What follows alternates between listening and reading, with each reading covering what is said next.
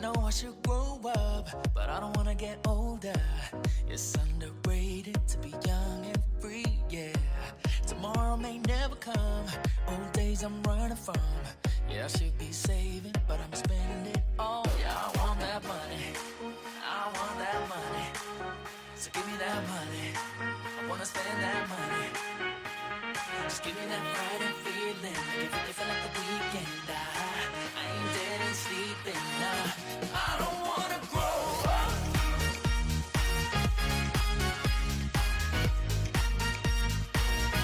I don't wanna grow up.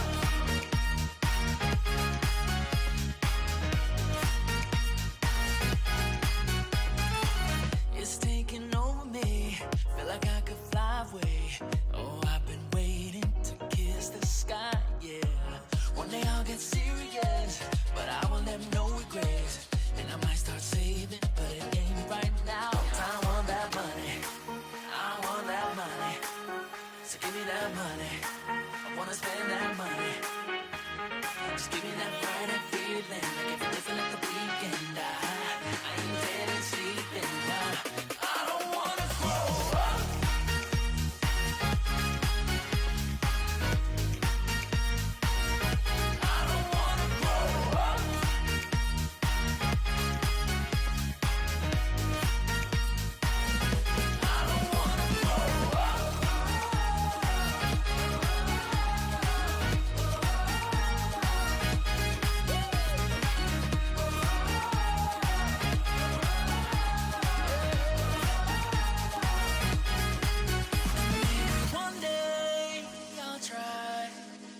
Not get wasted all the time, but for the moment I'm alright, because I feel so alive. I don't wanna go.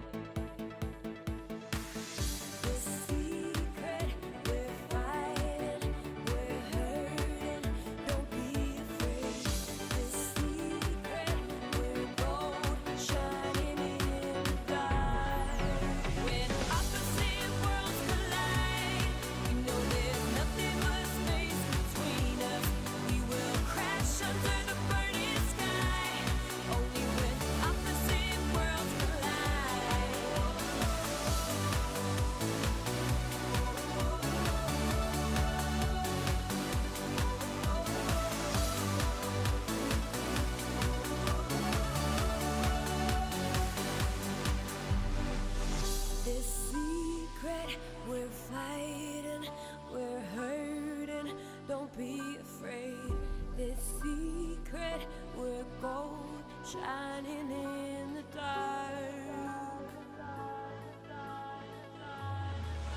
When opposite worlds collide, we know there's nothing but space between us. We will crash under the burning sky.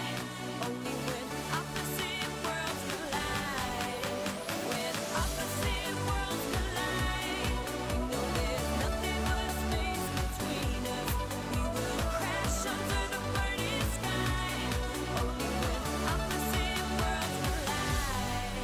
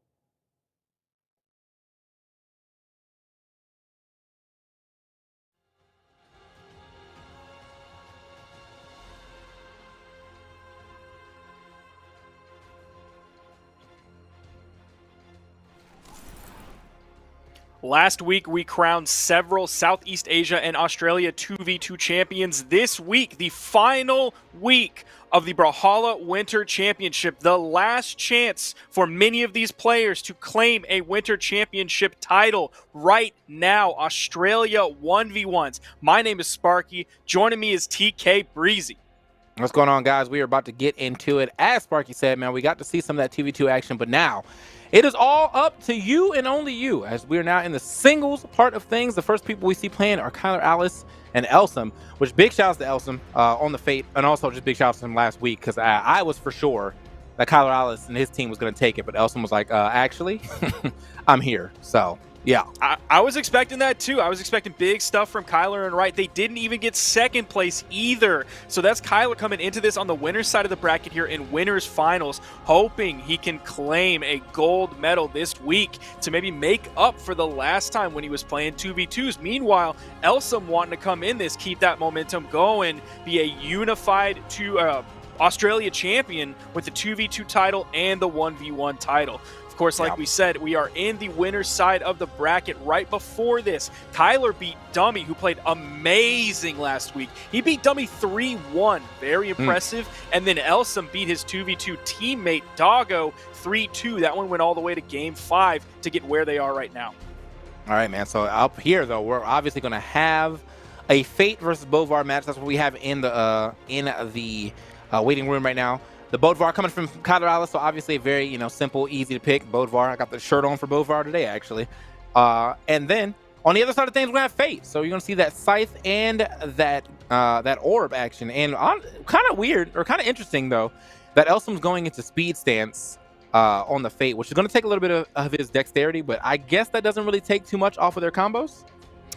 I haven't seen really anybody play Scythe or Orb and opt into the dexterity. It's kind of just like it is with those weapons, like it is with any other weapon. No one's really opting into dex. There's a handful, but really, by and large, everyone is going for, well, okay, he's just, I don't know if he's changing it right now. He might be listening to things trying to trip us up, but he is going back to the speed stance. We almost saw him opt in, I believe it was to the strength stance, or maybe it was the defense stance. I think it was back the defense on stance, the speed stance here, wanting to be schmoovin' and grooving. He'll be able to zip around a little bit more than Kyler will be with this Bodvar. There you see the bracket up in front of you. You see on the loser side, Doggo versus Power. But before that, we are getting into this one right now. Stage Bandit coming out. You're hearing it in front of you. We're getting into this now. Australia really begins now.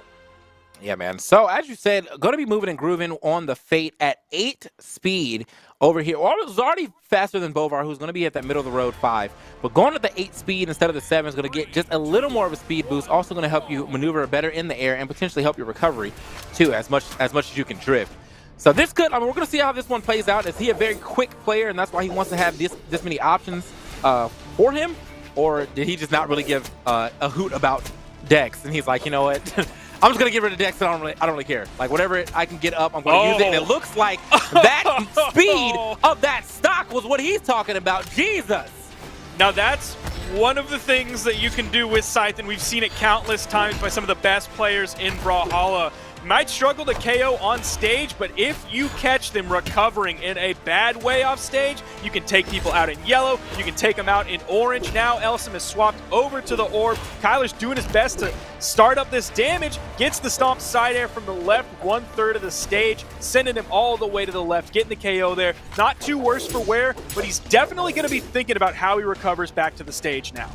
Oh, for sure. I mean, it was nice to see that he's able to lose that stock and then bring it back, without any form of pressure on his side. Like, he tied it up immediately, and now he is behind a little bit, but I mean, we're on the same stock. Colors are very similar. Oh, hold on now. Watch the way you recover. That would have been a big pickup on that recovery. I think that would have thrown him straight to the wall, which probably could have led into another down air input into the backwards throw. So yeah. we'll see if Elsum's able to do that again, or whether it's just going to be standard on-stage play to take out these stocks. That could have been just because Kyler might have been coming into this not fully thinking about everything, expecting something like that right out of the gate. Now, he has been waiting for like 30-plus minutes before this set actually started, so maybe just came into this one a little bit cold, and Elsum came in a little bit hot, trying to surprise him with something big right out of the gate, because they're even has Elsum in the red. Both players in the red trying to get the turnaround Sair to bounce off the wall. That's going to bounce off the stage, take some momentum away. Weapon toss goes down. Oh, D-Light, no. drops the ground pound. Elsum is going to have stage control and weapon control. Kyler gets back on, but a strong D-Light is going to send Kyler way off stage. Orb in hand for Elsum. Yeah, man, Elsum, oh, wow, just the neutral light actually going to take it from the edge. Though, I mean, that is one thing that Fate is allowed to do. Fate does actually have a pretty high force stat. So, I mean, things like that may catch most people off guard, but for Fate, that's, you know, that's just another day in the life. So, we do end up getting another even game. I mean, every time Elsum is able to get a lead, Kyler AUS does not let that lead build. Even going off stage. Nice little side signature there. Still being careful on how he recovers back to the stage. Haven't seen too much juice coming out of this orb yet. You saw Kyler chasing him off stage. Didn't throw out a move just yet, but you saw he was right on with the movement. Okay. Finds a little hit there. Oh, also finds a nice little side air, but okay. Bottom half of the down light going to find his mark, but that doesn't seem to help too much. It's Fate. Orb in hand, really having a rough time. Not sure if that was the play right there to go for the Warp Star, the old side sig, but not going to work out, and just gets two-tapped with that Sair, and he's out of there. 582 damage to 450 damage. Nice lead there for Kyler. There is a big difference there, but you got to think about that first stock. That wasn't a stock that Elsum got the KO after he put out 150, 160, 170 damage. Like, he grabbed that mid-orange, so a lower damage number overall from Elsum is not to be unexpected, but he's swapping over now. You might be able to see the little character head coming out on the stage banning. That is going to be a Nyx swap off of the Fate. I agree with this. Well, let's see what he has from the blasters, but his Scythe was definitely his better weapon on the Fate. Knew how to engage with that, knew how to play off stage with it, knew how to recover better with it. So sticking with the Scythe over sticking with just the Orb, definitely a good choice from Elsum going into this. Yeah, I'll give that up. I was going to say, like, I really don't think this Orb was too bad, but the bigger plays definitely came out from the Scythe. And I don't really think this Orb was, like, the reason why he got lost either. I just think that for some reason he was not allowed to hold a lead. That was the bigger thing. Kyler AUS knowing how to play from behind and not allowing himself to get flustered from playing behind. But like, see how he plays ahead right now when we get an immediate stock. Jesus, again. Huge lead for Kyler, just based off of that hammer play alone. Already starts out with a D-Light Dare. Doesn't get the side light as the option for the third hit, but he's finding two more. These strings just keep coming. Almost picked up the D-Sig there, but still, even without the hit, has Elsum in yellow. They're at the same health. Is he going to fall here? Oh, Kyler went for the big ground pound, and he's going to get grabbed by the fist from Elsum's Nyx. Going to get the KO there, even this up. Yeah, super nice option to go for right there as well. I think, you know, potentially if the only other thing that probably would have hit there would have been a recovery, which I do not think was going to KO. So going for that gravity cancel neutral light or neutral sig was easily the play. Got guns in hand though. See what he can do with the blasters. Actually, just going to go ahead and get rid of those. Looks like he does indeed want to stay with the Scythe. And as Sparky said, I mean, this Scythe is going crazy. Oh my gosh! Oh my gosh! Again, Kyler just has to be so careful with how he recovers back to the stage. Elsum playing behind, and he's now in the lead. So talk about Kyler playing really well from behind. Elsum's doing a fantastic job as well. That neutral signature on the right side, man, really recognizing that opportunity and how he could get the absolute most out of it. Oh yeah, most definitely. So now that we are at another even game, man, it really depends on who is going to take this last bit of momentum and push it to an actual game win. Okay, momentum slightly on Kyler AUS' side with the colors stacking up, and honestly, he hasn't really been getting hit that much. He's fighting the good dodges through these windows as well. That's a few hits further into orange. Ooh, that's got him in the red, bouncing him off the wall. Hits the D-Light ground pound this time. He will not drop that twice. Kyler gonna take another victory here. Yeah, the first time that he actually did that, it looked like there was like a weird wall like interaction there. Even though he was on, the sidewall, it was just straight up sidewall instead of like any slants or anything. Just still got some weird wall interaction. But this time, no wall necessary, no wall even close to that play, and he cleans that up super quickly, takes the win. Now we up 2-0 right now. Kyler Alice looking real good to go ahead and make it into grand finals. Now you're seeing Elsem pick yet again another very quick character coming in with a Satori, but going back to that D-Light ground pound that he dropped earlier that you just mentioned, I think maybe what happened is he D-Lighted into the wall, so he attached onto the wall, and then his jump was what pushed him that far, that deep off the wall. Maybe that's what happened, but it definitely was some goofy interaction in there. Definitely not what Kyler wanted. Yeah, that seems like the most logical explanation, though. That wall jump definitely pushed him way far away. So either way, though, we got another swap, and we're going to see if this one works out. Now, he's lost all of the weapons that he's, started with. There's no scythe, there's no orb, there's no blasters. Like, he is literally on 2 totally different weapons, hoping for the best. But they are 2 very straightforward weapons that most really good players know how to play to some solid capacity.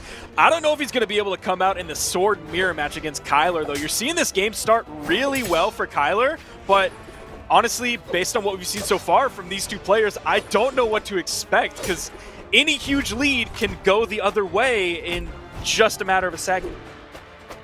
Man, looking at it right now, I do think that he could potentially get back in here, but he's got to get some type of hits going on, some type of momentum going, as Kyler Alice definitely doing well on this second stock, getting some good damage as well. Already got him into the deep yellow, almost orange. That one didn't KO there. He's going to swap off of the spear onto the sword. That's going to give him that grounded D-Light option to get the follow-up recovery off of. After the D-Light recovery on the spear didn't KO, now he's going back to the spear. Kyler adding a lot of unarmed damage, using these dash jumps to be really far away from Elsem, be out of the range of the spear, and then instantly be in range. Goes for the D-Light dare into the side air. Didn't feel confident enough for the recovery, even though he was closer to that top blast zone than the left blast zone. Felt a lot better grabbing the Sair. Probably was the good option because you saw him pick it up, and then he was able to clean it up with the recovery. Most definitely. So now the real thing is, like, we see a solid lead building up for Kyler, and he looks like he is not trying to let this go by any means. No real momentum has really been gathered on the side of Elsem. I feel like he's kind of been playing on his back foot pretty much the entire game. I don't really see a point where I even see that the momentum is starting to shift. Gets a nice little combo here. Now lets him back down the stage. This game is much more what and he finds the ground pound this time that he couldn't hit before. It seems like everything that Kyler didn't hit that you would maybe expect him to hit, he then found it somehow later on in the set. Even if it wasn't right away, it still came later in the set. That was more of what I would expect from a Kyler Alice game when he gets a lead early on compared to any of the other games in the set. Yeah, man, he really just decimated this last game. He wanted to make sure that y'all knew, yeah, man, I might have not won doubles, but it's singles now. I'm still the best. That's what he's trying to show y'all right now. So either way, that's going to be a good 3-0 from Kyler Alice as we look at the bracket here. Doggo and Power should be coming up next, and then Baka and Shock have to play too to see who gets to play against the opponent after. But as of right now, we already know who's in grand finals. That's going to be Kyler Alice popping off. Now, one more thing about Kyler before we move on past that. Of course, he 3-0'd that set. The set right before that where he played against Dummy and he went 3-1. That loss to Dummy was the first game he had lost all day. Everything else was 2-0s and 3-0s up until that winner's semifinals. Lost that one game to Dummy and then got that victory streak back, even into playing against Elsem in a guaranteed top 3 match. Kyler Alice moving on. Elsem down in the losers finals. He's going to have some time to cool down and figure out what he wants to do. Yeah, I think honestly, just kind of thinking back to this game, I would look at what did the best for me, and obviously it was that scythe. So what he really needs to do is find out what he can pair with that scythe, or whose SIGs on the scythe can he really rock with to make it work for him. Obviously, the SIGs that he was using with on Nyx, he got some pretty good plays there. So I do think the Nyx might be a good thing to look at again, or maybe, he could even look at Mirage. Maybe he wants the spear, and so there we go, scythe spear right there. There's a lot of options that he can go with as many spears are in this game, but most definitely needs a spear. That's what I'm gonna say. I mean, scythe. Most definitely needs a scythe. Yeah, out of everything, that was sort of the common denominator, was his scythe looking real good. We're now going down into the losers bracket. A little bit earlier in the bracket, we have Baka versus Shock here in losers round 1 of top 8. We're gonna get another scythe, as we are already seeing Shock going in with the Mordex. Okay. Baka and Shock should be a pretty interesting one right here. I always see the Rayman on people's icons, but is that their actual main, or is like what they're known for playing, or is that just an image that we're using? The stat for that can sometimes be really deceptive because it pulls from Smash GG, but that requires everyone to report their characters on Smash GG. So if a guy plays Rayman one time and that's the only character he's ever reported, it's going to pull that and say, oh, he's a Rayman player, even if every other game that he never reported was a core game. Okay. Well, I mean, Rayman and Core, regardless, he does have the gauntlets on deck, so that's going to be a good thing. And then Core, obviously, with the super easy hammer combos with down light into neutral sig. Should be very easy for him to work with that as well. Solid weapon, too, in the gauntlets, as we have been saying. Definitely been looking real good this season. Ooh. Baka not afraid to play deep on the edge. You see him recovering very low to the wall. Also getting close to the edge of the screen down on the bottom. Just kind of staying away from Shock. Ooh, whiffing so many moves just right out of reach of one another. Going in for the dare. Didn't even try to dip below. Go for the sort of standard hammer player option of just fast falling below your opponent, then reaching up for the recovery to send down below. Ooh, gets the interrupt on that. I don't think that would have picked up. Not sure how stacked that D-Sig picks up. Okay. Well, yeah, he's making it back. I mean, he's got to use a lot of options to get back. But he managed to do that. Unfortunately, did not have the... Okay, never mind. I was going to say, did not have the recovery with the gauntlets, but that second one, he did pick it up and put a little extra power on. Jesus. Okay. Just interrupts the whole sentence with that down heavy real quick. Breakdancing on him. All right, man. So with this, I mean, I like... These are two really good picks, in my opinion. I feel like I've never seen Mordex really be... all right, I really have an issue as far as in the meta. And then right now with the gauntlets being up, Core obviously going to be good too. And Core also has the hammer too. So I feel like there's just a lot of good, just greatness of the meta between these two characters.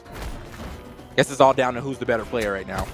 Yeah, we see some good weapons that people really like right now, especially the gauntlets are hugely in favor in North America, especially. Some good signatures, some true combo signatures, which everybody loves to play with a true combo signature. But Shock not even going to rely on any of the signatures in the kit right there. Going to find the recovery for the KO option right off the top. Keeps it going, grabs a 3-hit, uses the weapon toss to extend it. Got hit a little bit, but it keeps going. Yeah, man. I mean, if this wasn't Core, this man will be very much hurt right now. Luckily, he is playing very defense-heavy legend. But it might not matter, man. Defense or not, when you're getting waxed like that, it don't matter what your defense is. My man, I don't think he got a single hit after that. After the right side weapon toss. After that, he was just getting straight up thrown left and right. That was all Shock's game. You're seeing some of those KOs right now. That was the recovery KO off the top. And this was the final stock that just Shock absolutely controlled everything. And Shock taking game 1, especially in a way like that, where there weren't any really gimmicks where, he happened to pick up a ground pound when Baka was in orange. That's not something you can rely on in the future sets. It wasn't even that. Shock just outplayed him. In game 1, that's PR 14 Shock going into PR 7 Baka. That's a big jump. Yeah, man. But he's trying to make a case for going up the tier list right now with the way he played that first game. Definitely all over Baka. And now we're going to see if Baka can bring it back. He decides to swap over to the old tried and true Bodvar. Hoping he can grab some of the momentum that Kyler had. Again, he goes for the long charge signature, that down signature that Baka has punished both times. I mean that stick does have a lot of range, but if someone's behind you, it just doesn't even matter. So that's not going to help you out at all. Here we go. Gets another gauntlet. Going to go ahead and get rid of the gauntlets. Looking for a quick option, I guess, from Baka. Not going to find it. Baka playing relatively defensive right now. Relatively safe. Cautious, if you will. Kyler Allen's just Snapchat me. What are you doing, dog? Baka gets the KO. Gonna go up early in this one. Man, you got a tournament to I'm worry sorry, about. bro. That's crazy. What are you doing, dog? Say, what's up, man? I'm just chilling. What are you doing? I was like, I'm commentating, bro. Oh, my bad. Didn't know it's your block. Yes, sir. We are here in Australia once again. All right. Baka. Moving around. I mean, like, he is able to keep, like, he's honestly just avoiding a lot of kill options. Except for right there, the perfect toss right there from Shock. But, I mean, he's already put a decent amount, Baka's already put a decent amount of damage on himself. He's got to feel good about that. As long as he doesn't get, like, death comboed here. Although he is playing relatively dangerous now off the side. Yeah, he was doing that in the beginning of last game as well. It didn't really work too much against him. Like, he wasn't getting caught out with no options at the bottom of the stage or anything like that. It was just the standard neutral play, this kind of stuff. This is something that Baka wasn't able to do with his hammer or his sword. Shock is just finding so much momentum, so many long extended strings. That dare could be, and it's going to be the KO option. Again, Baka just kind of tightening things up, and Shock doing a similar thing that he was doing in game 1, which worked. But because Baka's tightening things up a little bit, not giving Shock quite as much, neutral signature going to barely send him off the screen. Oh, gets the active input there to send him directly off the screen on the right side. See if you can find the KO to even this one up. Ooh. All right, big kicks right there. Wait a minute. Oh, okay. That was very risky, but it worked out for him. Does get the neutral layer, pulls him back, pass off the stage, but it doesn't really seem to matter. Really didn't have a way to get back to stage safely this time. So what a great turnaround here from Baka. First game didn't look good at all. Second game looks great for him. So Shock is in the Yamcha clan. I don't watch DBZ, but tell me how you feel about that. I don't know who Yamcha is. That is saying that you are basically irrelevant as a character after the first season of DB. Okay. So, yeah, the Yamcha is a whipping boy. I don't really, not really sure why he wanted to. All right. Anyway. Anyway, let's go ahead and get into it. Now, I mean, he was kind of the whipping boy that last game, so he's living up to his clan tag at the very least. But, you know, maybe we get a little Wolfang Fist out here. That makes sense now too. He's playing a werewolf. Yamcha's big move was Wolfang Fist. I'm with it. Starting off this one, much better. Not looking like the whipping boy here so far. Already has Baka in the orange. Just kind of standing still on stage. Thought he would be a little cheeky with it. Didn't quite get the spot dodge there on Baka's landing side air. Has him over on the edge. Oops. Immediately went for that downer, turned around.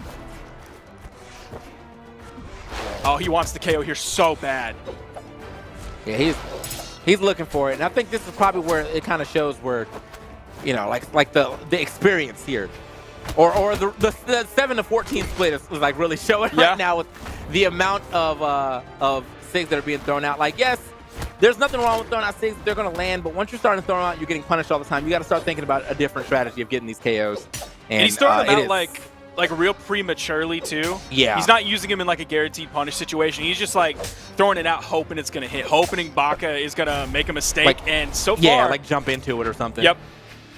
Not too many mistakes from Baka so far. He is pretty damaged. Dodge comes through to keep him safe from Baka's neutral air, so Shock can grab the weapon and get back to stage. Ooh, that one was really telegraphed. He did some dash jump ground pounds before, but that one was super telegraphed. Yeah, man, I'm not really sure why we decided to go so telegraphed for that one, but it's all good. It was an even game here between our competitors, although just a slight damage lead here for Baka. Baka, though, really, I mean, regardless of damage, yeah, regardless of damage, I was gonna say he's like really kind of held the momentum fully on his side too. Like, he is controlling the pace of this game for sure. He's gonna have to play unarmed into the weapon disadvantage. Gets the neutral light.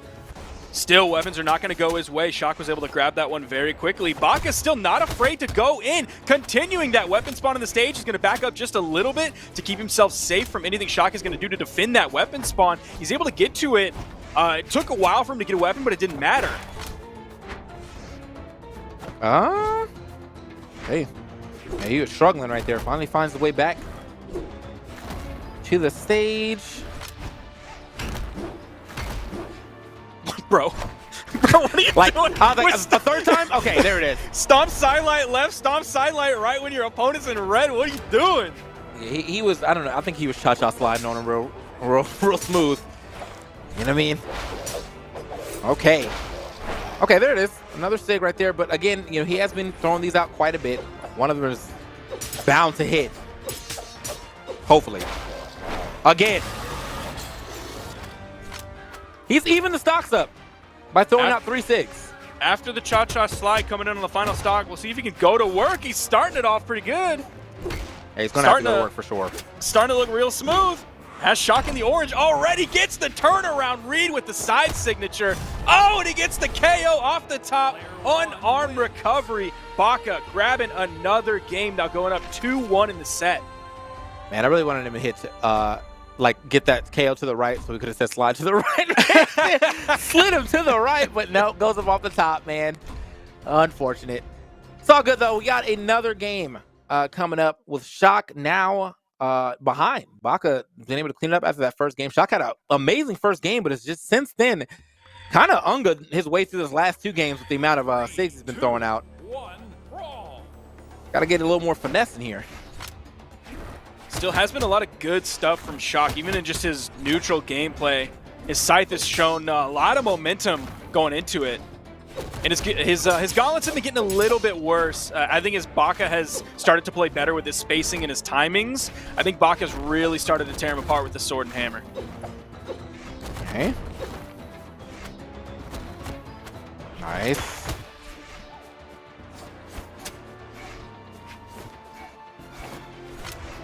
All right, so he's definitely moving now. Moving a lot better, I will say, this time around. Seems like he's kind of picking and choosing his spots to get these hits. Shock is. Baka, though, even though when he is behind, I feel like he's never too far behind. At least in these last 2 games. Oh, that would have been a great read right there. Had he did it a little earlier, I do think he actually caught it, but I think he was fully invested in that read. Yeah, that's going to be a nice one, though. Caught him in the air real quick with the neutral Sig. Gets himself a stock. You saw Baka just kind of floating there at that 45-degree angle. Baka's not really going to have anything other than a weapon toss to deal with that angle when Shock comes in with that neutral signature.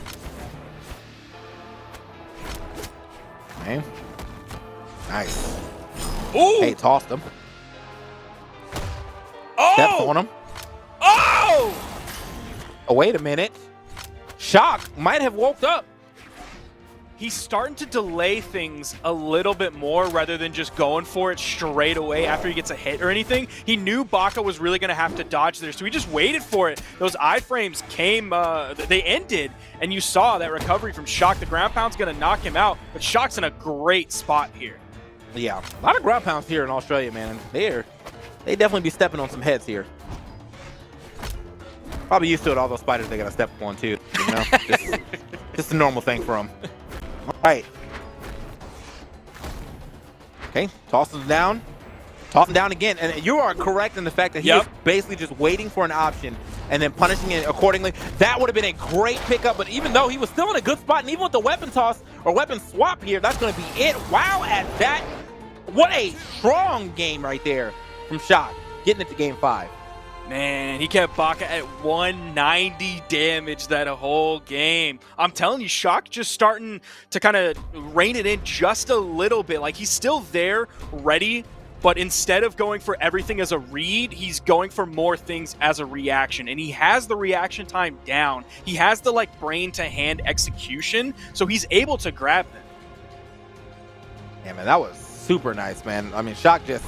The whole time on that right side of things, he was literally just chilling, waiting for you to pick an option. Speaking of picking options, another option been picked out here from Teros. My boy said, I am over this. I'm trying to go as strong as possible. Teros was, even with no chance in change of stance, 1 force higher than Mordex right now, who went into strength stance. So we're going to be seeing some big hits here, hopefully that he can actually get the big hits here. But now, outside of the fact that Teros has all that force is the weapons that he's toting. Every hit on those weapons, big damage. He is going to have to worry, though, once he has the axe in his hands, with the way that Shock was punishing him before by just kind of waiting a little bit, playing on into those reactions rather than reads. If Baka's not careful and just kind of throws out those axe side airs, throws out those kind of longer recovery moves, Shock may be able to do the same thing he was doing, but better. That is true. Hey, and he's actually doing, like, caught that air dodge up with the easy neutral Sig. Almost catches another one. Gets behind him, though. That was a really scary situation, the way he went for that quick jump side air. I don't know if that would have taken the stock. but it would have put Shock in a really bad position. Ooh. Baka even whiffed the stomp side air there. Side air off the edge. Shock's weapon tosses have been pretty good. He's been throwing them out like straight away. He hasn't really found himself disarmed too much. Not all of them land or even force out the dodge from Baka because Baka's recovering too well, but still, good weapon toss options throwing out, controlling the weapons here.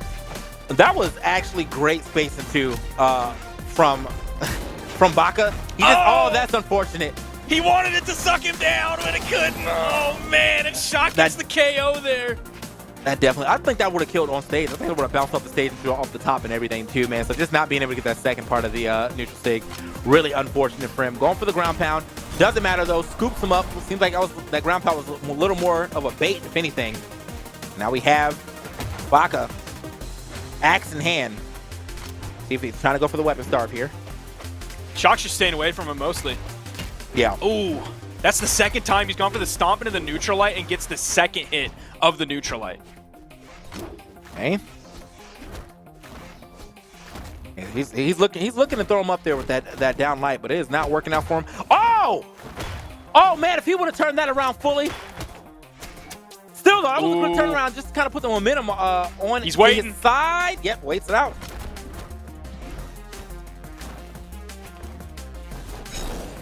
Okay. Didn't get the second part of that. Even just that side air touching would have been nice to get him off the stage. Ooh, good juke. Okay, he's doing it. He's throwing them all out, bro. Oh man. He's in a good spot with it, especially when Baka's unarmed. Like, there's not any major options that Baka's gonna have to put big damage on him. Finding 1 or 2 hits when he's unarmed, like Shock has a much better opportunity for reward by throwing out those signatures and getting the KO than just taking like, oh no, I got caught by a neutral light unarmed. Oh no. Ooh, okay, just barely drifting past that, man. You got lucky. Because Shock was looking for it. Does get the recovery backside of it. He's going to find the mark. Send Shock out of there. But Shock did get some decent damage before that stock was over. I say decent as he's already tied it up off the 4 hits. Lord. Baka really likes that neutral light. Not really seeing other Hammer players using the neutral light quite that much, especially in low damage after the stomp. Oh, goes for the... That's where he needs to be careful with the signatures. When Baka has a hammer in his hand or an axe in his hand, he's got to be so careful because those unarmed punishes turn into big damage when he's got a weapon. Ooh, okay. Slides past him. Has to give himself a weapon too. Man, Baka he really ran away with that last stock. I honestly think that Shock might have forgot who he's playing against because he let 5 different hits hit him on Taros like in quick succession. And then after that, bro, yeah, it was 1 yell away from Taros to go ahead and take that stock. Great stuff to Baka. Come from behind win. Good play from Shock, though. I really do want to give him a lot of credit. Coming in PR 14 into this tournament. Already made it to top 8. Took it into Game 5 against Baka, someone who is literally half his PR. That's huge. Yeah, man. So, looks like we got Power to beat Doggo. So, Doggo will be out the tournament.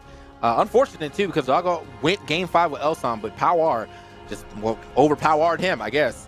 We'll be moving into our next game, though, as we can go ahead and wrap it up into that top 4. We do have the other side of losers quarters. Losers quarters. So, yeah. We got Rygundus. Rygundus said Elson going to bring it back, too. Let's go.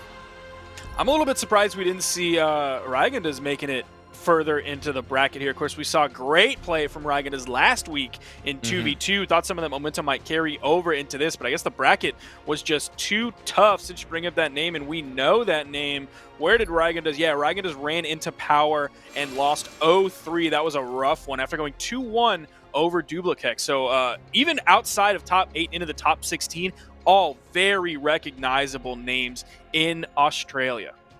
Yeah, man. I mean, like, honestly, as you said, yeah, most of these names we saw, we also saw in doubles. So, you know, that's the type of things you would like to see, though. I feel like I like seeing the same people in doubles do well in singles, too. So it's not like, oh, you're getting carried. Like, no, you're both just equally as good.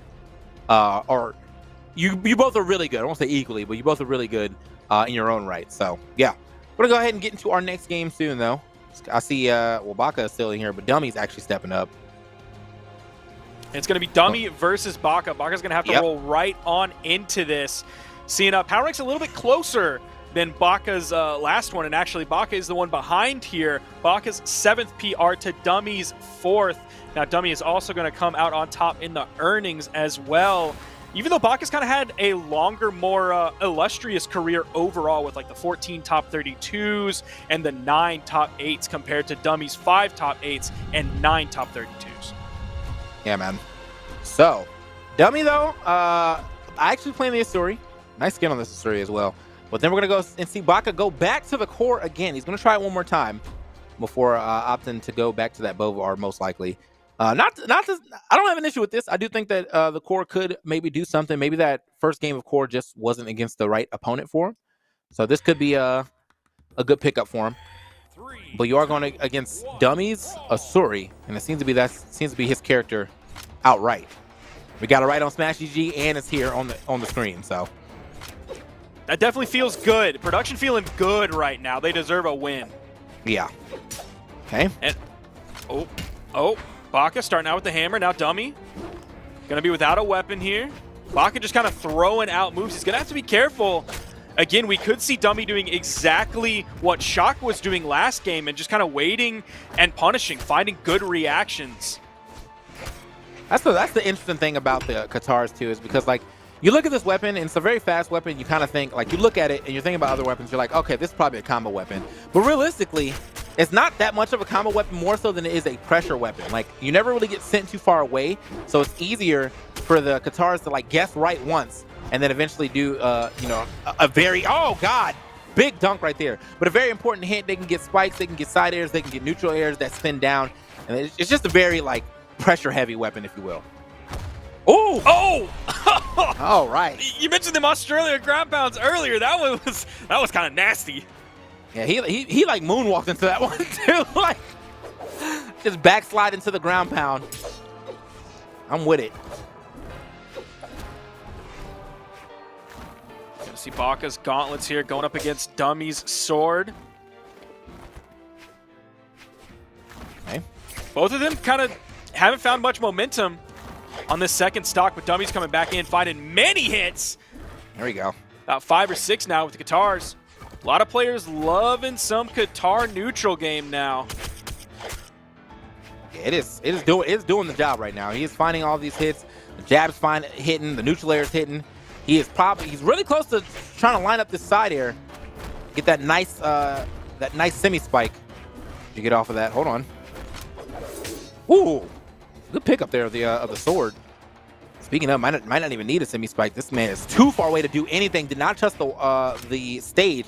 So when he gets hit with that side air, no options really available to him. Just has to drift off to the abyss. A lot of good dodges came out from Dummy, dodging major options right as he just dodges kind of early and Baka waits for it. He knew Dummy was doing some really good dodging, so Baka just kind of waited on that, then found a solid string, brought Dummy into the orange. Not sure if he's quite red yet. He is red, definitely after that unarmed neutral air.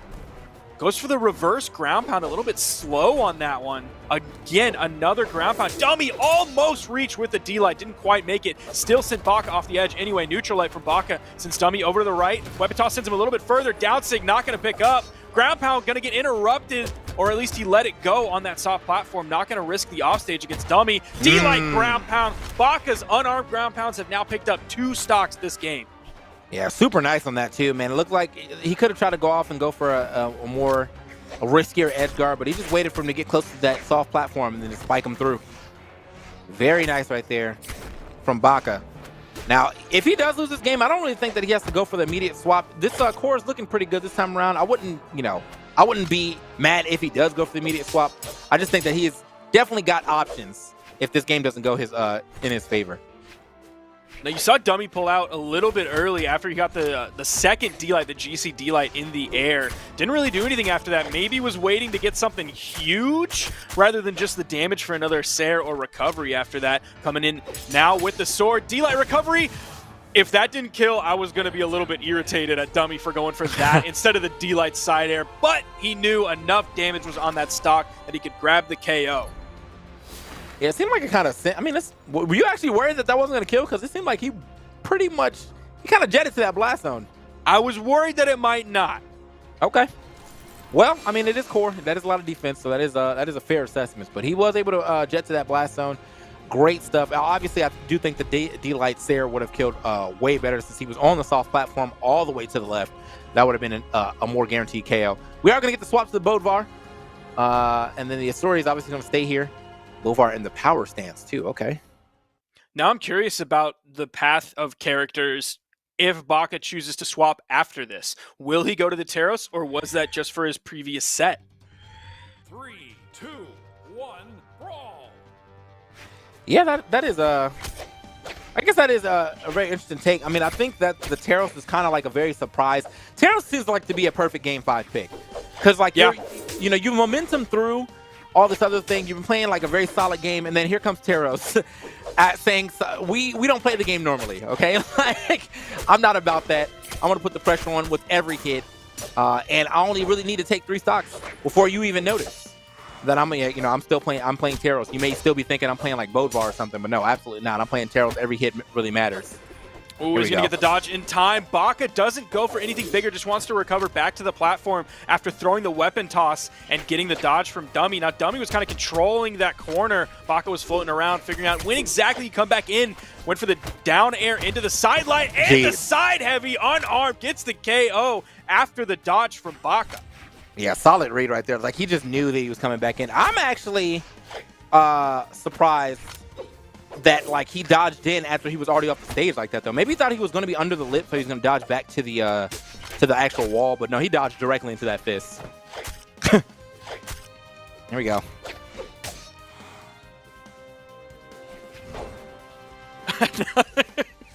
Another raw ground pound from Baka off the stage. Nice punish on that dare that went a little bit past him. D-Light into the recovery. Baka grabbing the KO there. Still a little bit behind. There is a weapon spawn on the field. It's going to be a sword for Dummy. He grabs it almost immediately. Okay. Oh, tried to get that scoop up. Couldn't find it. Okay. Baka really does not seem to be a Hammer Nair player. Despite a lot of players thinking Hammer Nair is very good, of course, it can hit grounded opponents, but he will even like jump into the sky and get above his opponent so he can throw out the down air. Will also go for the side airs, but again, there's a side air right there. Really not going for the Hammer Nair as a juggle option. Yeah, you said that one of the things that he also does a lot too was that jab or the neutral light that he decides to wow at that super late hitbox. Does manage to get the hit though. But yeah, it seems to be a little unorthodox with the hammer for sure. I mean, it's working out for him though, so I wouldn't say he's like awkward. It's just, you know, a different style. Yeah, I think unorthodox is the perfect descriptor for that. Yeah. Okay. Nice. Gets him off the side. Oh, kind of overcommits right there to that option. Oh! However, though, that was super quick. Felt like one input right there, the way that looked. All right. Okay, well, there's actually one input. That's the perfect descriptor of the Hammer Nair that I was talking about. Dummy was floating above him. No Hammer Nair. He turned around and neutralized the other direction. That is Baka's extremely unorthodox hammer coming out. Nice reset on the sword, though.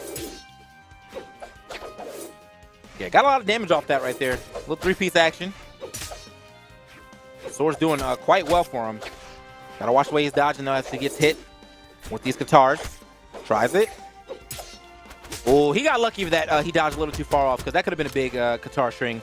He had burned the dodge, and it was time. Well, it was time for Dummy to go dumb, for sure. Okay.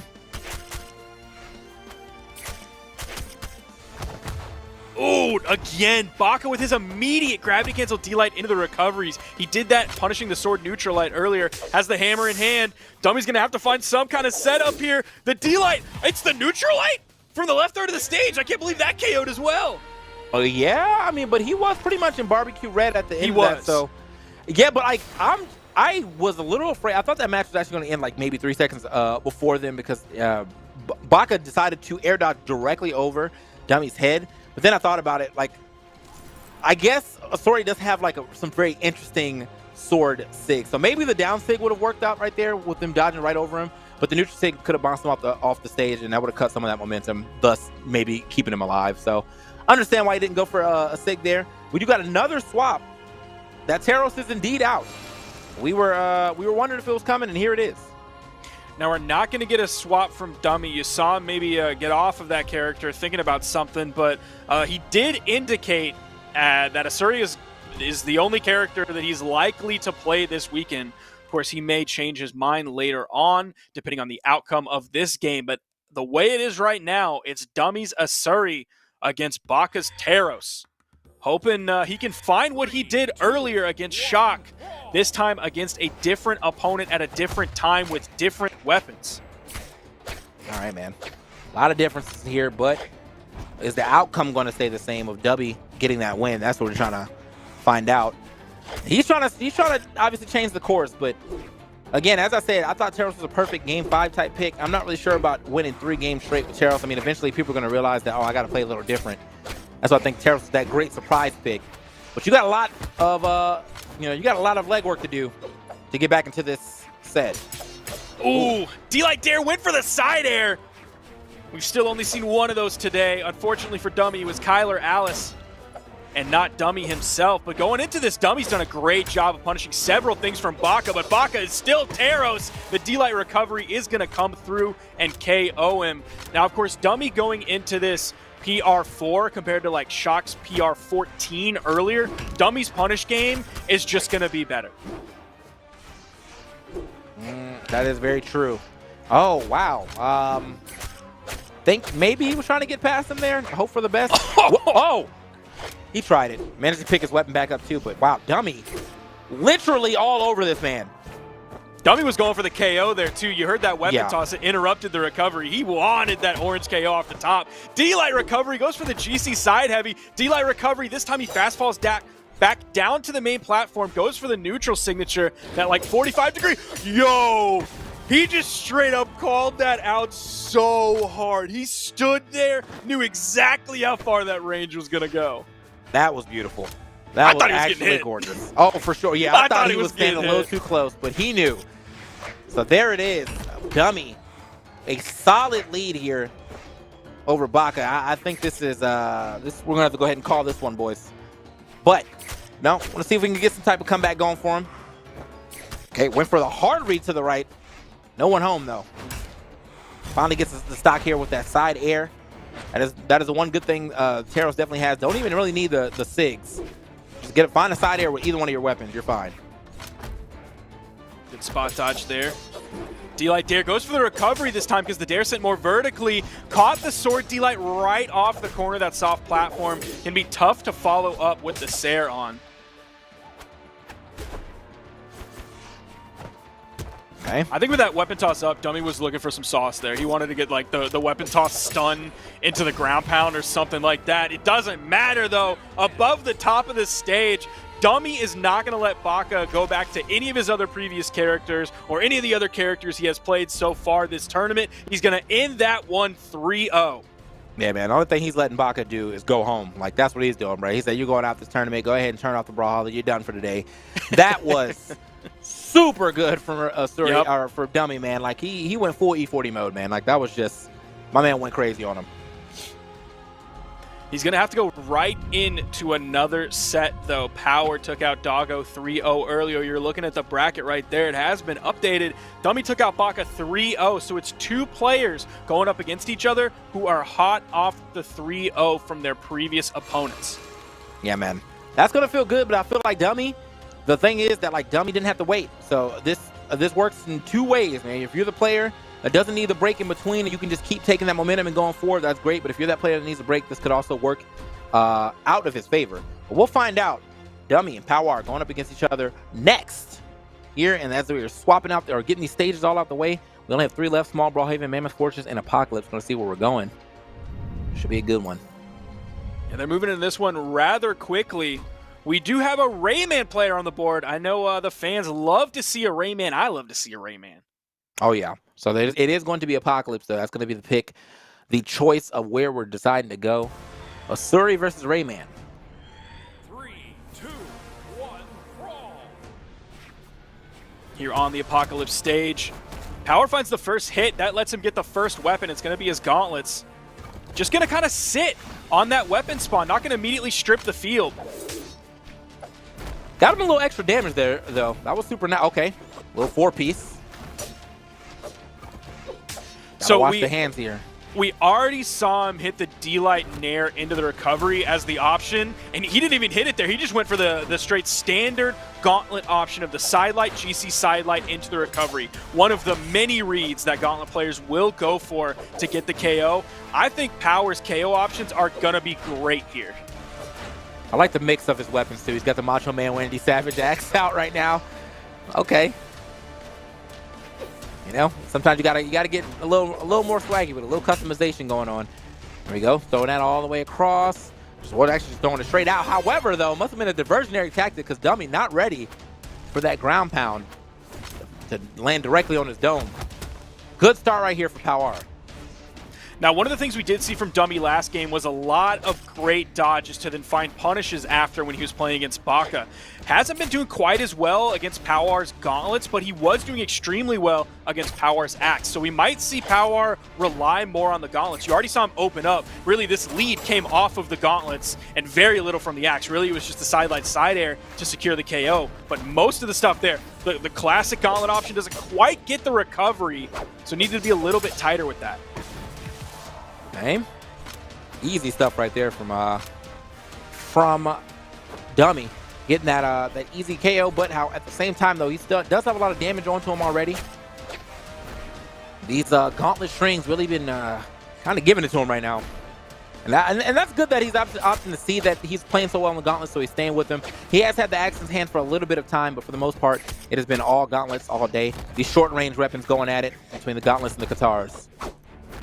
Very close. Too much momentum with his gauntlets, but he is doing a great job of trading, and because he was already in the lead, that means the trades are always going to be in his favor, especially because Dummy has katars in his hands. Not going to put too much risky business out on the edge. Just those classic Rayman options, and he moved back in. Dummy moved back in. That let Power grab the recovery off the top for free.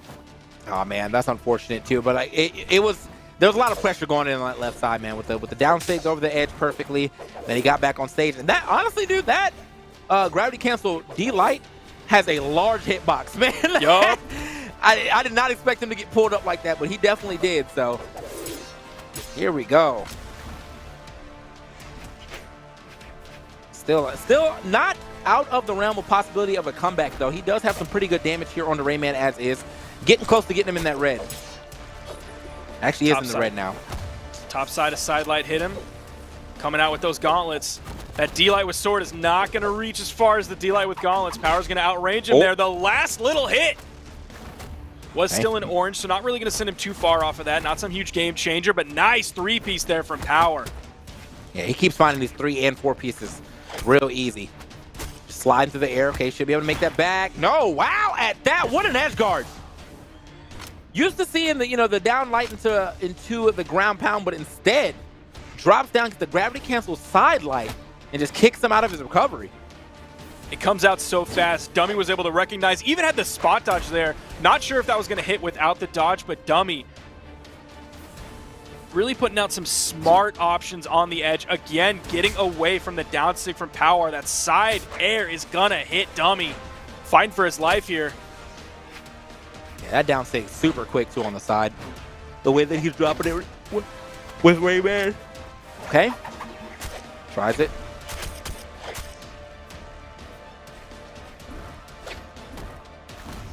Ooh, the recovery off the top. It was only a matter of time. Power was so good at finding KOs with those gauntlets. I was wondering how long he was going to stick on the axe. That was really Dummy's best shot at getting back into this, was doing those great dodges that he was doing earlier, finding his 1 or 2 hit punishes. But the second Power got over onto those gauntlets, man, that was it was almost inevitable at that point. He was finding gauntlet KOs so consistently. Oh yeah. So as we get into our next game, Rayman, aka Power, doing quite well on that that first game. I don't think that Dummy needs to swap or do anything outside of just getting momentum started earlier. I feel like he was starting to get some things started from a little late, but that first stock, I mean, he just got straight up decimated. So he played the whole game from behind. If this was an even game, that could have went a different way. So let's see what he does as we are sitting into the legends or picking the legends area. Hold up, gotta do that that thing that you were talking about. The store. I did it. It's helpful. I don't even remember how I figured that one out, but one day I just did figure it out. Nice. So, So yeah, we're going to Dummy be waiting. He's thinking about it. We're going to be waiting just a moment for Dummy to come back and lock his character in. Talking about PR-wise going into this, Dummy coming in at PR4, Power coming in at PR8. So regardless of what happens now, there is a really good chance of Power's PR rising after this, as he is this deep into the bracket. He has now guaranteed himself top 4. But we'll see whose journey will end here and who will move on to that top 3 spot to fight against Elsem in the losers finals, with the chance to go up against Kyler in Grants. Yeah, man. My man had to go use the bathroom. That's what he was waiting out for. So he'll be getting back very soon. I mean, you know, yeah, a few break can catch even the best competitors, man. When you got to go, you got to go. And here he is. He's back, though. Staying with the Asuri. Do you know if he has any other characters that he would be willing to pull out? Like, the only ones he reported that he would pull out is the Asuri this weekend, which it's a little bit interesting that he's so dedicated to this Asuri when he's only really level 4 with, or level 44 with it. Sorry, not level 4, level 44 with it, which really isn't that high of a level, especially for someone who seems to be playing Sword this well and Katars this well. Yeah. Yeah, level 44, definitely not really much to scoff at. I mean, I think I have a couple level 44s in there, so let us get into it. Our next game between Rayman and Asuri, one more time. Power and Dummy going at it. 3, 2, 1, roll. This Go ahead. stage, man, I feel like I see this so often. Not in NA. Everywhere else, like, they love the stage, but in NA we don't vibe with the stage somehow.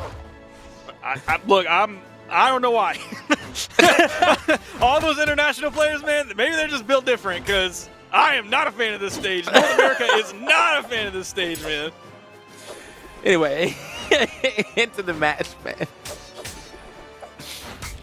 Ooh. Now, talking about those other characters from Dummy, I'm looking at his Brawlhalla right now. His top level character is Scarlet. Second is Jiro, of all characters. Third is Ragnir. So he does have that Katar experience, not necessarily on the Asuri, but on the Ragnir. Okay.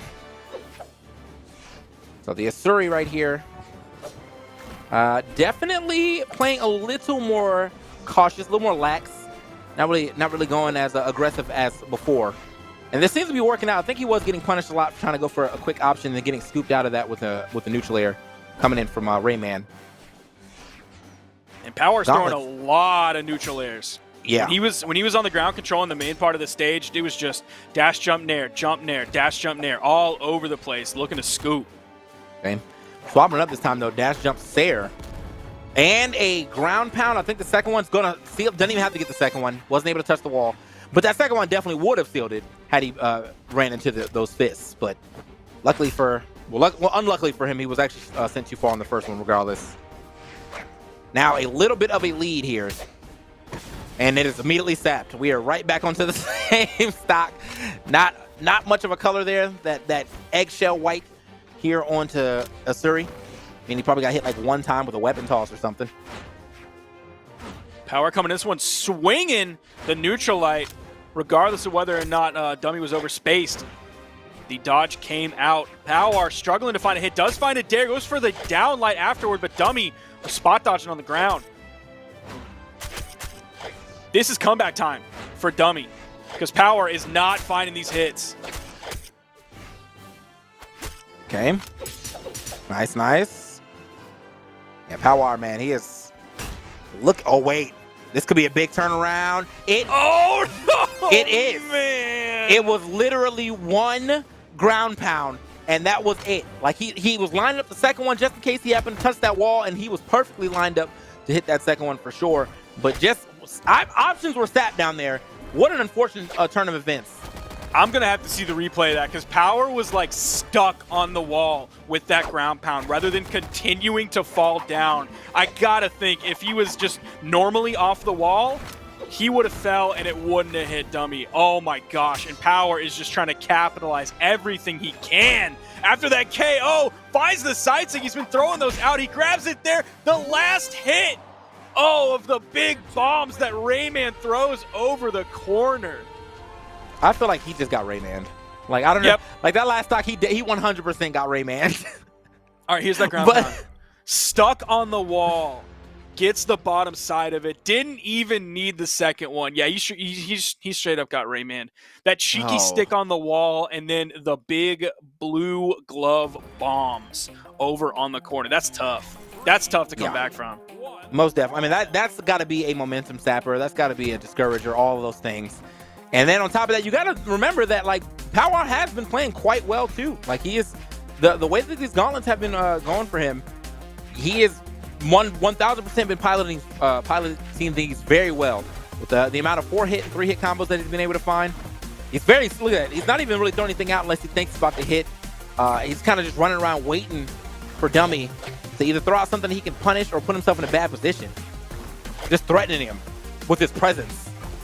And it's causing Dummy to play accordingly. You're seeing him play very defensive here, jumping around a lot, fast falling a lot, dodging late before he even decides to throw out a single move. Nice read there, though. His patience is paying off. Neutral signature comes out into the liar taunt. Feeling good about that one. I feel like a lot of people are really definitely digging that taunt, man. I'm seeing that quite a bit as of late. So, nice taunt, though. See why you digging it. Okay. And this is a really good chance for Dummy to extend this lead because Power has that axe. We've seen him consistently struggle to find even initiations with it. He'll be looking to swap that one out straight away, and he does. He's looking for a bit here. Okay. And gets up and around that as well. So, I mean, Power is still going for these dash jump nairs, but it looks like the Dummy's kind of figured that out. He hasn't really been into the skies as much, but now that's going to open up a new avenue of attack, obviously, for Power. That's going to be gravity cancel D lights and side lights on the ground, just in general. If you're not going to jump, I'm going to put you in the air regardless. See how he gets back to the ground. You're seeing more of those nairs come out. Not quite as many, though, and that gives Dummy the avenue to get back to the ground and find the KO, now up 2 stocks. That last game loss really didn't seem to affect the mental coming out from Dummy. He is playing very strong this game, looking confident, but you saw him come out a little bit defensive, which was the right choice for him. That let him really get in, be safe early on, and not give Power that early lead. Yeah, Power definitely having a hard time now doing literally anything to get back into this game. Dummy has slowed it down considerably, and I think that little change in pace is kind of throwing off Power, because when he does go in, he gets a lot. Like, he gets 1 dodge. That was 5 hits off of 1 dodge. Oh, he grabbed it! He tried it, and he got it! Power thought he was going to get the free ground pound there. Man, Dummy grabbing the neutral signature. That was sick. Absolutely scooped right there and sent him packing. That was the reversal of fortune for sure. Power going to go ahead and keep the Rayman out here. And I think that's a good decision. Just might want to recognize the style of play that Dummy is doing right now. Dummy, well, 2 neutral sig KOs. That's nice. And 2, he's just, I feel like he's just picking and choosing spots better. He isn't throwing out anything too crazy. And he's just waiting for Power now to make a mistake so he can get the big strings off of his guitars. Especially when Power has that axe. Like, that is the biggest, oh no, I'm worried about Power now, is when he grabs the axe. It's the first weapon he gets this game, and Dummy grabs the guitars. It seems like everything is already going the way of Dummy. Finds a nice downlight there, trying to control the ground while Dummy is aerial with those downlights. Does have to be careful, because Dummy could find a good punish. And you see, like, Dummy gets right on top of Power, and he doesn't have a really quick option to then throw out a hitbox. Okay. He barely slid past that side air. That was most likely going to be the stock, too. Would have got that recovery. Uh-oh. Okay, back on stage. They're getting relatively dangerous here on the right side off the stage. They're looking, both of them looking for that early KO, that early lead. But looks like they're going to get back into the middle. I'm sure right now that Power would love to switch weapons or just even have a weapon in his hand. Finally finds it. Dummy, though. He is 1 more downlight recovery away. Side air almost actually taking it. Okay, good juke. Just barely through it. There it is. That's going to work, though. Yeah, that small Brawlhalla definitely going to help out with Asori not having the most power behind her hits, but when the blast zones are that close, it really doesn't matter. Both of them just kind of playing footsies. Dummy really not super worried about getting in immediately. We saw that really work for him last game. Over on the side, Sider's going to bounce him off the wall, just barely missing that weapon toss. Oh, misses the D-like ground pound. That probably would have KO'd too. I don't think that would have bounced off the main platform. It would have been at enough of an angle to where he would have gotten the spike for the KO. Yep, throws it up and through as well.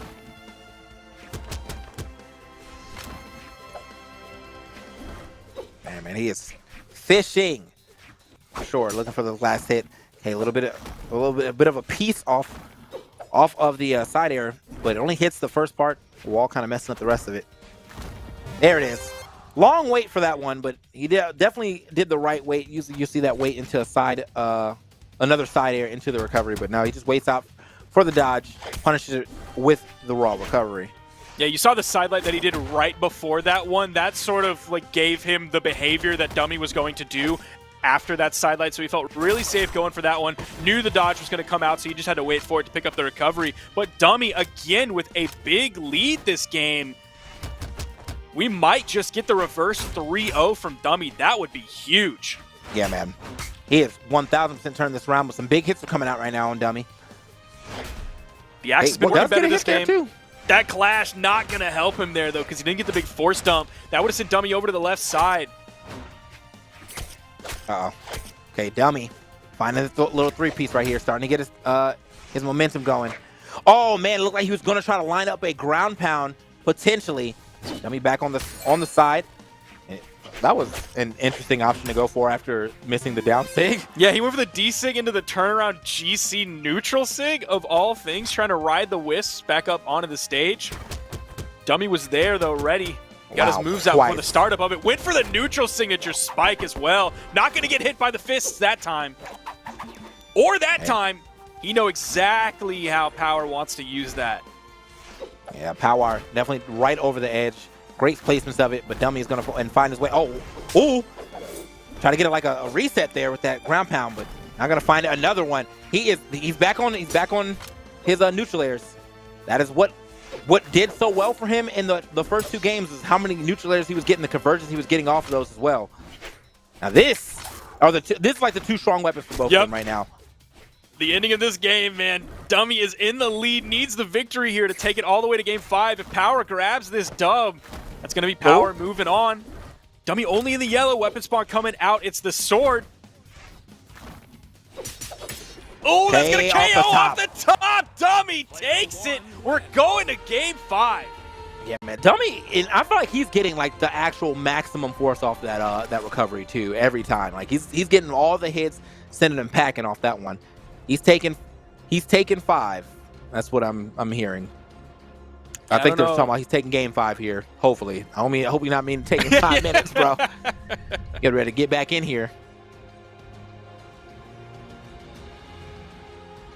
I don't know. Neither player hasn't made a move yet.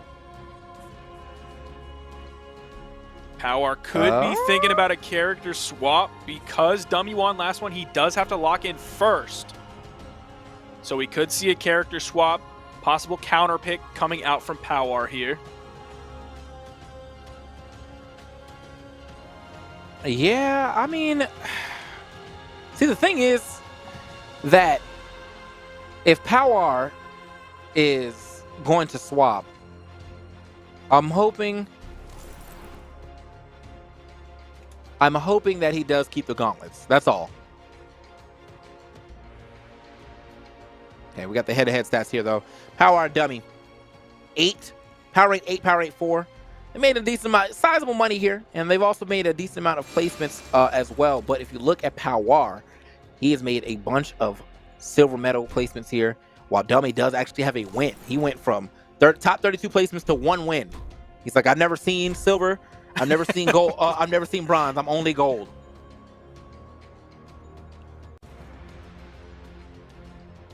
With the way Dummy's playing today, he might be like Streets 112 coming out saying, I've never seen silver, I've never seen bronze, and I never effing will. Well, I mean, only golds for the boy. I'm hoping. Really thinking about the stage banning. One more So left Power on the pick board. one more. 3 have come out, leaving Small Mammoth, The Dome, Apocalypse, and Demon Island.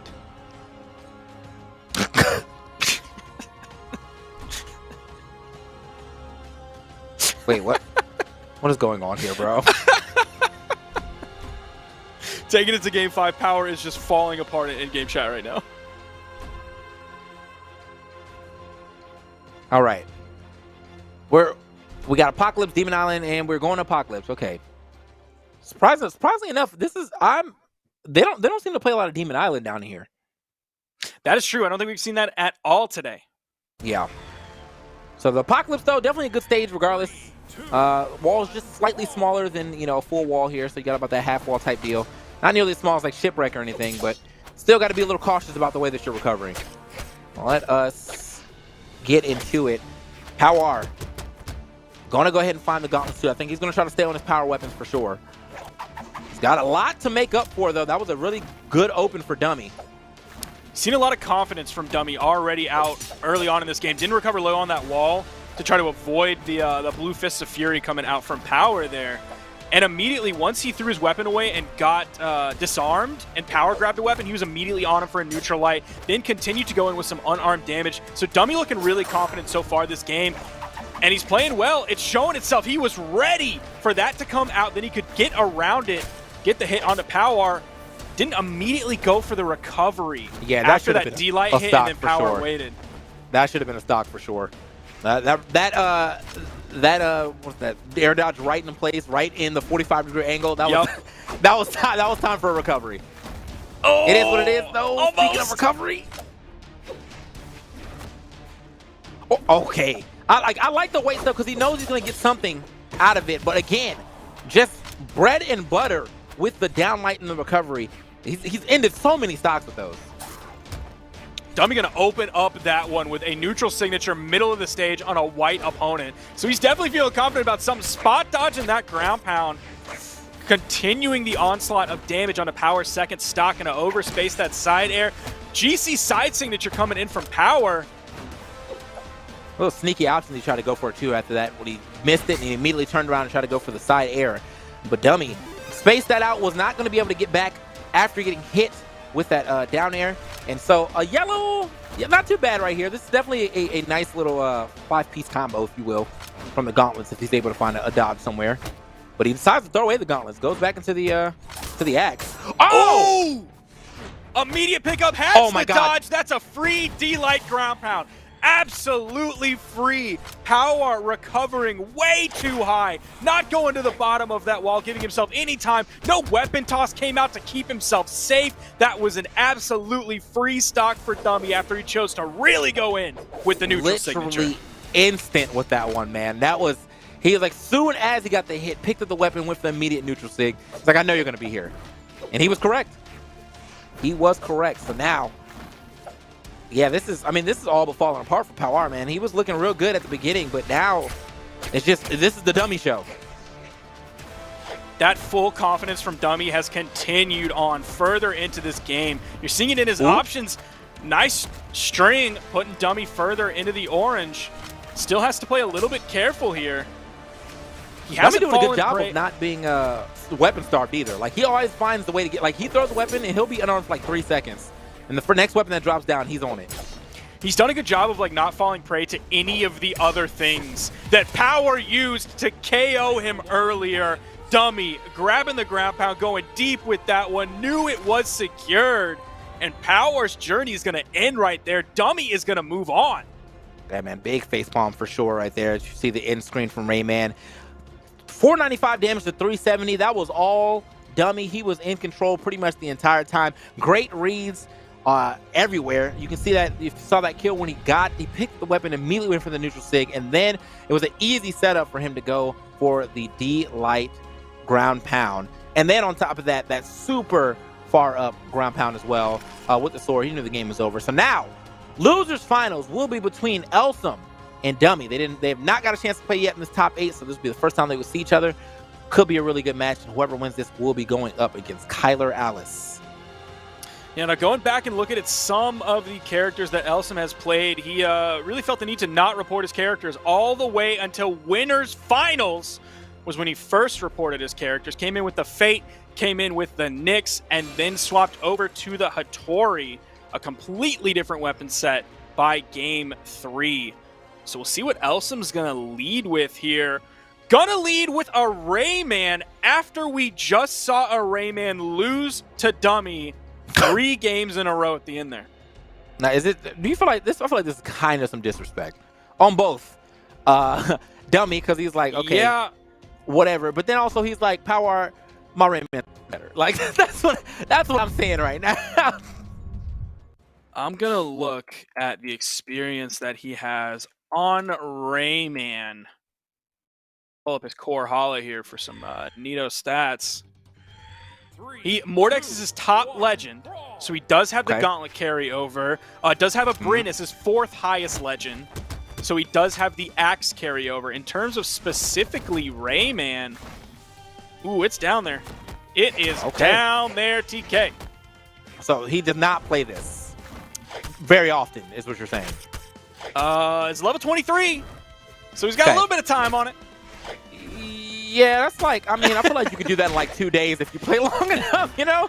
But all right, we'll see what happens. You know, like we'll see how this goes. He does have a solid lead right now. He did get most of the damage at the beginning.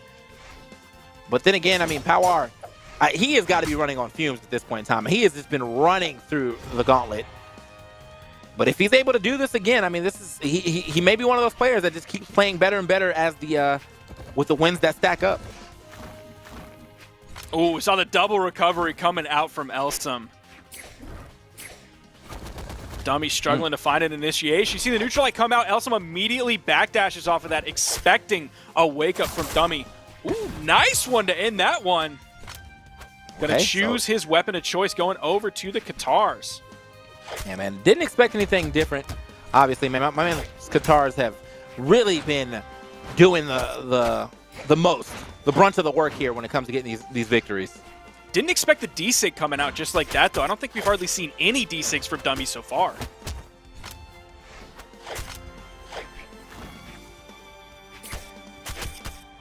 All right. Make a nice little 2-piece right there as well. Dummy, a fantastic job wrestling this game back in his favor. Putting out some unarmed damage, then able to grab the weapon. Now Elsem's the one floating around, using a lot of movement options before choosing to go in. Interrupts that side air. That would have been bad for Dummy. That could have put him off stage, but Elsem in the slight power position there. Dummy may be able to find this KO. Almost got the D-Light. Would have led to the recovery. That one leads to the recovery. Finds the KO off the top. Dummy with a handsome lead. Oh, yeah. That's got to feel good, though. You know, we were wondering if he was going to be able to keep that lead, but here he is actually doing it up. So, got to feel good. I mean, 1, this man is trying to disrespect you with this Rayman pick, and 2, you just want to continue to keep winning anyway. You want to get to this grand finals. I'm not sure what's going on here, but that should be a death. That should have been death. TK, don't let them do this on the edge. I was like, what's going on, bro? Like, I don't like it. I don't like it, not at all. Oh! Man. Didn't go for the D-Light recovery. Went for the D-Light dare into the side air. 586 damage that game to the 255 from Elsem. Seeing how those KOs ended up. D-Light recovery. And then a D-Light dare into the side air from Dummy to clean that one up. Still had 2 stocks. And we got the immediate character swap, TK. Yeah, it was probably time. I mean, I just, you know, good show, I guess, but this wasn't gonna happen. So let's go ahead and get into our second game, though, as we see if Dummy can take it even further beyond. Now, we saw some Great Hall earlier. We saw some Apocalypse earlier, but now we have seen back-to-back small Brawlhaven. The Nair is going to send Elsem down. Oh, he just went for the raw ground pound. Didn't try to pick up the D-Light. Now Elsem is going to throw out the liar taunt that Dummy was using so well earlier. Yeah. Ooh. Okay. Got a lot off that one. That was a super nice one, but I mean, Still needs to get just a little extra to start pushing this lead further ahead. Started off though, got to be a nice little combo. Wow, nice denial with the down air. And he is finding any way to get into a recovery. He's found good connections with the D-Light Dare and then into the follow-up option. Before it was the side air to finish the last game off. This time it was the recovery. So good recognition on where that down air is going to hit in the moment to find the proper follow-up option. Oh yeah. Okay. Nice. Yeah, he's trying himself. He was like, you know, you've been doing this to everybody. It's my turn. But he doesn't actually find it. Almost finishing that off the side, and I do like the option of going way high up for it because I was for sure that he was going to go for the recovery. Doesn't matter though, another neutral sig is going to find it. She is going to appear and reappear on you. Oh, went for the weapon toss there, but Dummy immediately woke up with the neutral light. That left Elsem disarmed, but he was able to pick up the next weapon spawn. Now Dummy has the sword in hand. The neutral air, that 360-degree hitbox, throws it down, hits an unarmed recovery, almost hit with that neutral signature, but Elsem, oh my goodness, he had the dodge perfect on him. Elsem completely controlling this last stock. All right. Nice. Elsem. Yeah, he definitely controlled that last stock. He controlled that entire game, to be completely honest. 480 to 322. He was well ahead. That's going to be a good swap there from Elsem to go back to the Atori as well. So make sure he can get these W's. But we got a lot. We got a lot of game left.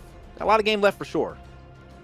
So not only did he recognize that playing the Rayman, like, yeah, that was a cheeky pick, but you definitely lost with it. So get off that immediately. Don't try to, like, just stick on that one thing of, like, yeah, but one more game, and this one I'll embarrass him with the Rayman. Just win it outright immediately the next game on that Hattori pick.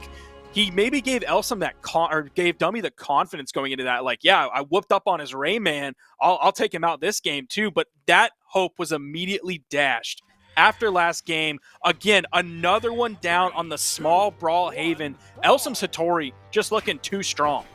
Yeah.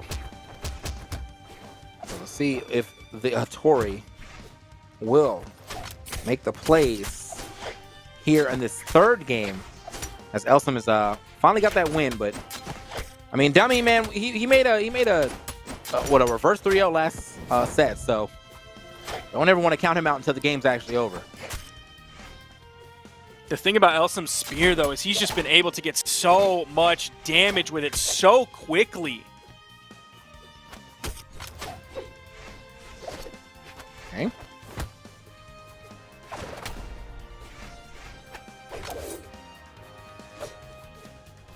Dapper in the dodge. Yes. Dummy went immediately onto the stage. GC side signature from Elsem. Dummy grabbing the Katars. His comfort weapon here. Nice read on that one. Yeah, most definitely a great read. Knew he was going to try to dodge past him. Picked that one up immediately. And so a nice lead as well. He can get some extra damage here. But he's been having a hard time with the spear for sure. Whoa! Uh-oh. Okay. Well, that kind of saved him, to be honest. But I was for sure that he was going to, like, die for that. Like, went a little crazy off the stage. Look at that. Big string all the way to the orange. Oh, okay. Went a little bit too crazy with the GC neutral signature. Not quite going to grab that one. Yeah. Elsem had no problem getting around that one. But I think the big thing that happened to Elsem that kept him alive before on the left side was that he didn't use his options. He just fell a long way. So even though he was, like, getting near the blast zone into dangerous territory, he had so many movement options to get back up. Okay. Watch yourself, though, as we... Okay, nice. Little three-piece right there. Always finding good usage of these of the down light at the very least. If it doesn't down light recovery, it's down light to down air to more extension. Speaking of, raw recovery just finds it. Yeah, Dummy picking up the down light dare three-piece more than, like, anybody else that I've really seen right now. Okay. Nice. Get off. Oh, wow. He got a little piece. He got a piece of that as well with the weapon toss. Could have got something crazy if he tried to follow that up. Or if he knew that weapon toss was going to hit, could have potentially tried to go for, like, a ground pound keep that momentum going down. Whoa. Okay.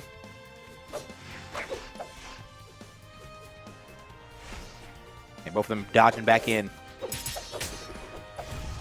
Nice gravity cancel. Down light into the recovery.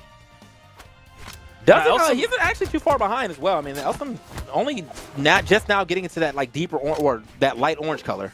He might be playing a little bit more cautious now. You saw how cautious he was on the edge guard on the right side when Dummy like ended up using his dodge to get back, and Dummy immediately kept the momentum going, kept the pressure going, and found that raw ground pound to get the KO off the bottom.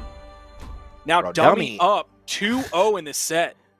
Dummy finds like the most surprise, like it's like just a burst option. It's like he's just chilling, and then out of nowhere he gets like 1.5 second of momentum, but that momentum is all he needs to finish the game. Now we are seeing another character swap, and TK, I don't know about this one. I don't know about this Queen 9, man. Well, hold on now. I saw this actually, I don't know if this is from Elsom, but we saw this last week. Someone swapped into the Queen 9 and won. And I know that she's considered very bad, but it really depends on how annoying you're trying to play. That's what I think it really is. Now, I don't really know if you're going to be able to do that against this man because, yes, Queen 9's big thing is that like she can play very defensive. But the way that Dummy is rushing you down, I don't really know if it's going to play out the way that you think it is. We'll find out, though. Not going to fall prey to that early on neutral signature that came out. Dummy also found the punish on it as well. Same thing for the down signature that was on stage. Now, Elsom is going to have a little bit higher experience on this character. Jeez. Okay, no. Well, she does. That is guaranteed. Yep. That's one good thing that she does have for sure.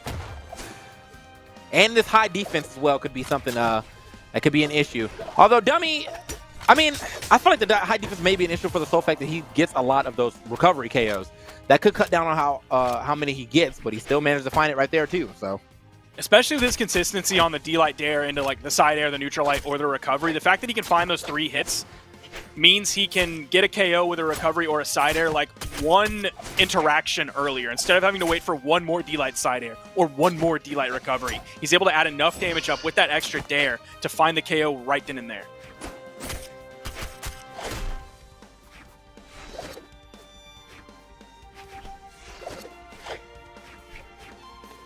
All right, man. Okay.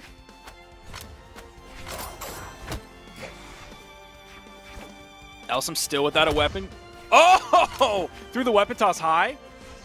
Then hit the unarmed side heavy. Gets the Sair to clean that one up. Dummy in a good spot. He is in the orange, but we're on small Brawlhaven. That D-Light Insig from the Spear of Queen Nai. It'll yank a stock right out of thin air, and then it's just gone.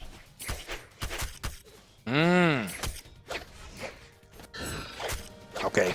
Slides past that now. This definitely was a pretty big desperation pick here from Elsom, and it could still potentially pay off. He's got a lot of damage here on this second stock. Doesn't have a lot on his last. Wow at that, just throws it out, walks straight into it. Now it's really down to what Dummy can do on this last stretch of the game. He's going to pick up his guitars here, which he was definitely the better guitar player that we've seen so far this game. Ooh, he was not falling prey to any of the little tricks that Elsom's Queen Nai had. The D-Sig wasn't hitting and he got punished. The N-Sig wasn't hitting and he got punished. Even the Dare D-Light doesn't hit. If Elsom stays on guitars the rest of this game, I think Dummy's got it in the bag. Okay. And as I say that, you're not getting that. Yep, here comes the spear coming out. Wow, this side heavy from Dummy! And he's going to take that one! I wonder if he saw the weapon, if Elsom saw the weapon and thought Dummy was going to walk straight to it. Because, like, it was starting to spawn. But Dummy, knowing that, just drops the side heavy on him. And that, I mean, he literally walked into it. Like, he went full speed ahead into that side heavy. So, oh, man, that is going to be great. Dummy, with the run of his life right now, all the way from losers quarters to now grand finals. Now, Dummy coming in from just a week ago when they played 2v2. Dummy with his teammate Shadow came in second place to guess who?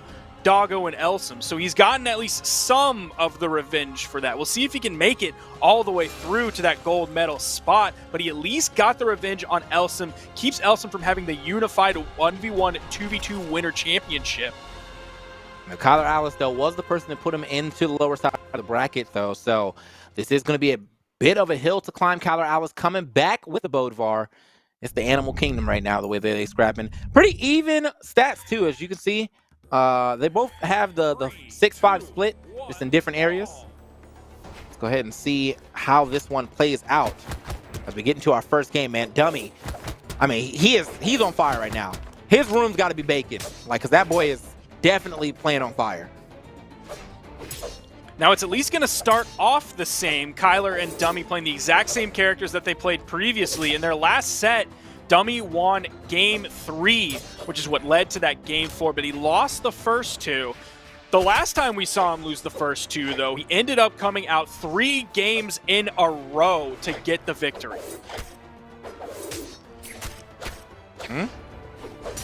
Hey, rolling up on him right now, though. No, not going to find that. Not at all.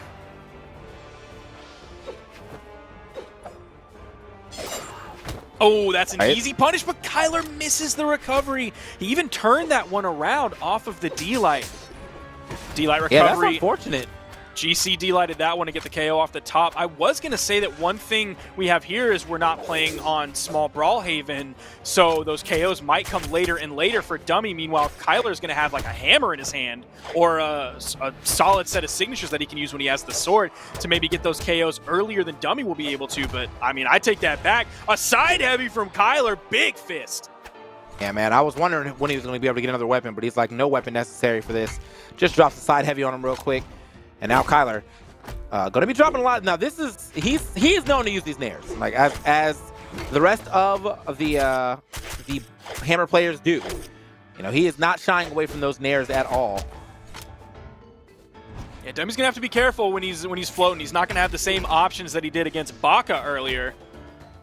Kyler retreating back to the platform, even turned around, pivoted that down air. Couldn't really drop low with it because that soft platform was there. Throwing away his hammer, picking up yet another hammer. Basically dead even, but Dummy's at the weapon disadvantage, and he's punished as he recovers back. D-Light side air. Kyler's going to pick that one up. Juggling the weapons to delay a spawn. He's going to stick with the hammer. Yeah, that was a little unfortunate where he got hit with that downlight D-Light Sayer, but they're keeping it relatively even. This is exactly what you expect to see from a grand finals. These two are going back and forth. No real momentum has been on anyone's side. I would say, I guess if I had to give it to it, Kyler has been kind of controlling the later half of this match. But when Dummy finds his momentum, he definitely takes it and gets like nice long strings on those guitars for sure. Tries to go for the quick drop on him with the ground pound, was not able to find it. And the D-Light Nair came outside signature, the top side of that. Hitting Dummy, stomp side air, going to give Kyler the power position here. Over on the wall, goes again for that pivot down air. Dummy was just a little bit too low. Gets through the neutral with the dodge, but Kyler still punishes with one dare, a second dare. We're going to get the double dare 2000 from Kyler, and he's going to take game 1. Yeah, man, that was a little unfortunate because like the way that he bounced, it was the way that he bounced off the wall that got him through that second part of the nair, so it lined him up for him to get a punish. When otherwise he would have been off the stage if both sides of those I think the Sayer hit. So unfortunate for Dummy, but it is an interaction in the game. You know, got to watch the way that you be striking near that wall. Yeah, he dropped. He did the Sayer, but because he was dropping and Kyler was on the stage, he didn't get that second hit. And so Kyler was able to just line up that dare relatively easy. Now going into this, we're going to get, again, the same stage. Going on to the Mammoth Fortress. No weapon in hand right here for Kyler. And he's trying to get one. He managed to get a neutral dodge into the neutral air.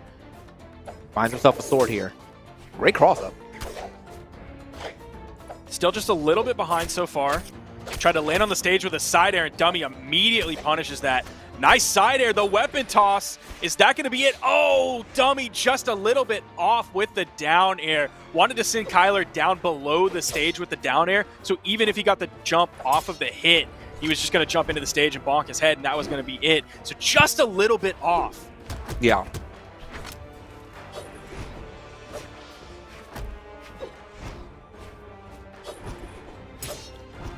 Right. Nice. Yeah, you talked about Kyler using those nairs. He's using a ton of them so far. I felt like that was about to be a hard read on him. Weirdly enough, man, I mean, even with this game, with Kyler being in such a... Oh, he tried it. With being in such a higher color, like, this is still... I was like, that was still relatively even on who could take the stock first. A down light side air would have definitely taken it, but... And he's looking for another unarmed heavy for the KO here. Dummy's still in the orange. He's been having a hard time keeping his weapons on deck as well, too. I feel like he's been getting starved quite a bit through this game, or at least put in positions where he's at a weapon disadvantage. Yeah, that seems like a major focus for Dummy. He is going to take the fall there with Kyler getting the side air kill. But yeah, weapon starving has seemed to have been a priority from both players so far in this set. Yeah.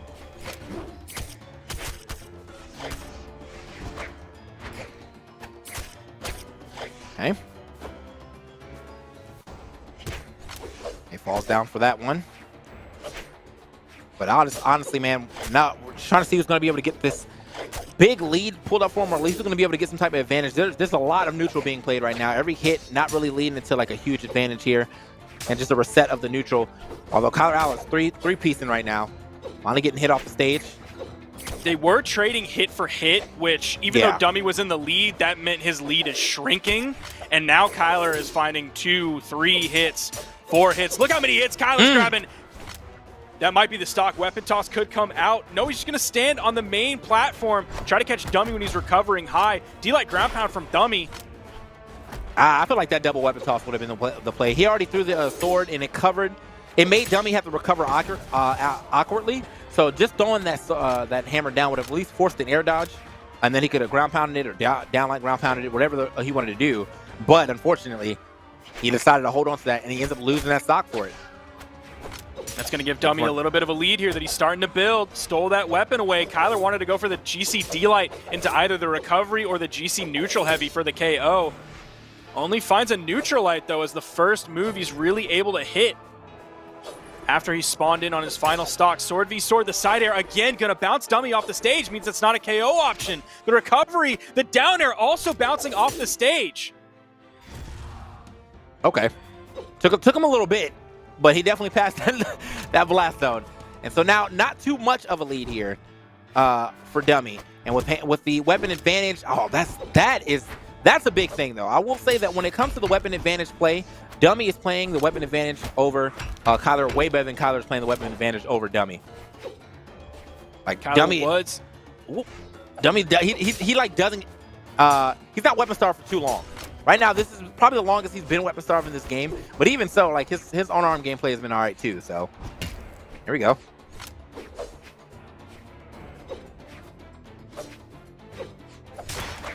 Finally picks up a weapon, takes the hit for it though.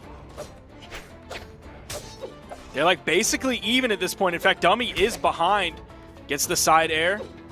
If they trade hit for hit like they have been doing, or if Kyler finds the momentum, it's definitely in Kyler's favor. Oh, okay. Oh, if he would have KO'd off that, that would have been amazing. However, though, now he's got to find his way back down. Does it? This is. They're looking for the same thing. They're looking for the same thing for sure.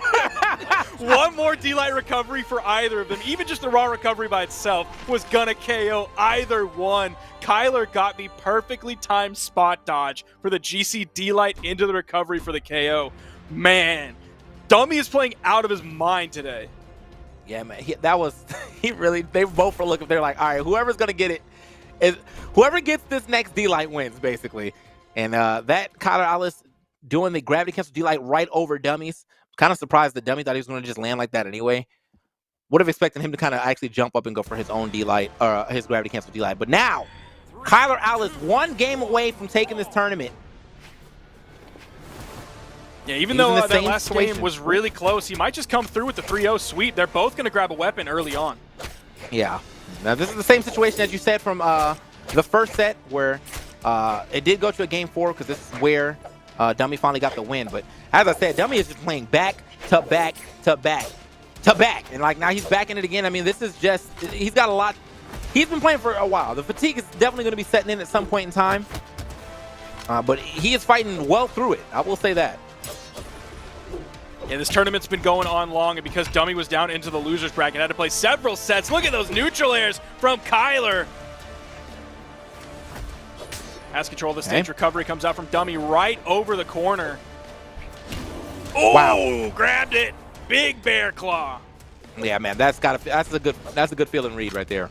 You know, turn around, someone air dodges directly into your strong thing. Feels good. Speaking of, same thing. They've both been catching each other, trying to go past their VIP, basically their opponent, and then they just turn it around and end up getting that easy sig for the KO.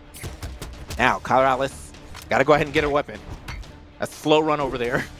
Ooh, back-to-back neutral airs. Kyler has Dummy in the orange. Might be running away with this game here on the second stock side air. Kyler has power position. Goes for the weapon toss this time. Goes for the ground weapon pound toss. after though.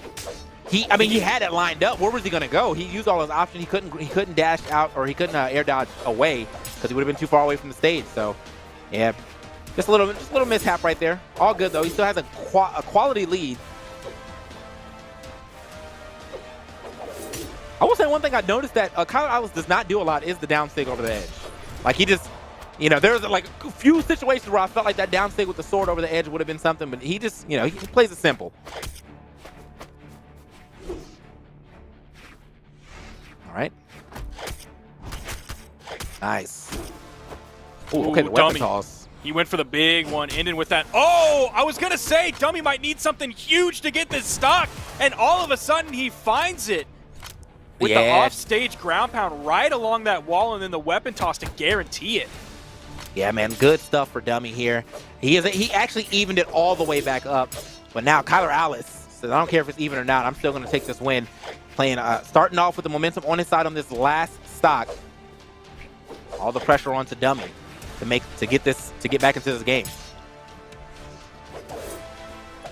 We're seeing a return to what we saw earlier from Dummy. Not quite as confident here, just waiting, finding the opportunity to get his moves in, finds 2 hits. Kyler throwing out a lot of moves here. Many of them missing, but still, he has a few hitting, trading about 1 to 2. Oh man, Dummy! Uh-oh. Dummy's actually got the lead now. And no weapon. Oh, okay, great dodge right there to get through that. No weapon in hand, though. Another great dodge here. Oh, what a read! He went with the GC down sig. All of those active frames. That's like the only time we've seen him use that so far today. What is up with Game 3, Dummy? Dude, I mean, I have to say, though, with the way that Kyler Alice was juking, it was only a matter of time until Dummy realized, like, you know what? I think I should probably just attack a little higher up. Because most of Kyler Alice's jukes were just above ground level. Like, he was like jump juke. And so he was like, all right, jump into this. Jump into this one right here. Jumps directly into that down sig. And now we're into a Game 4 back on Apocalypse. This epic music definitely fitting for this grand finals. Dummy going to throw his weapon away early on. Kyler grabs the weapon, but Dummy has the guitars back in his hand.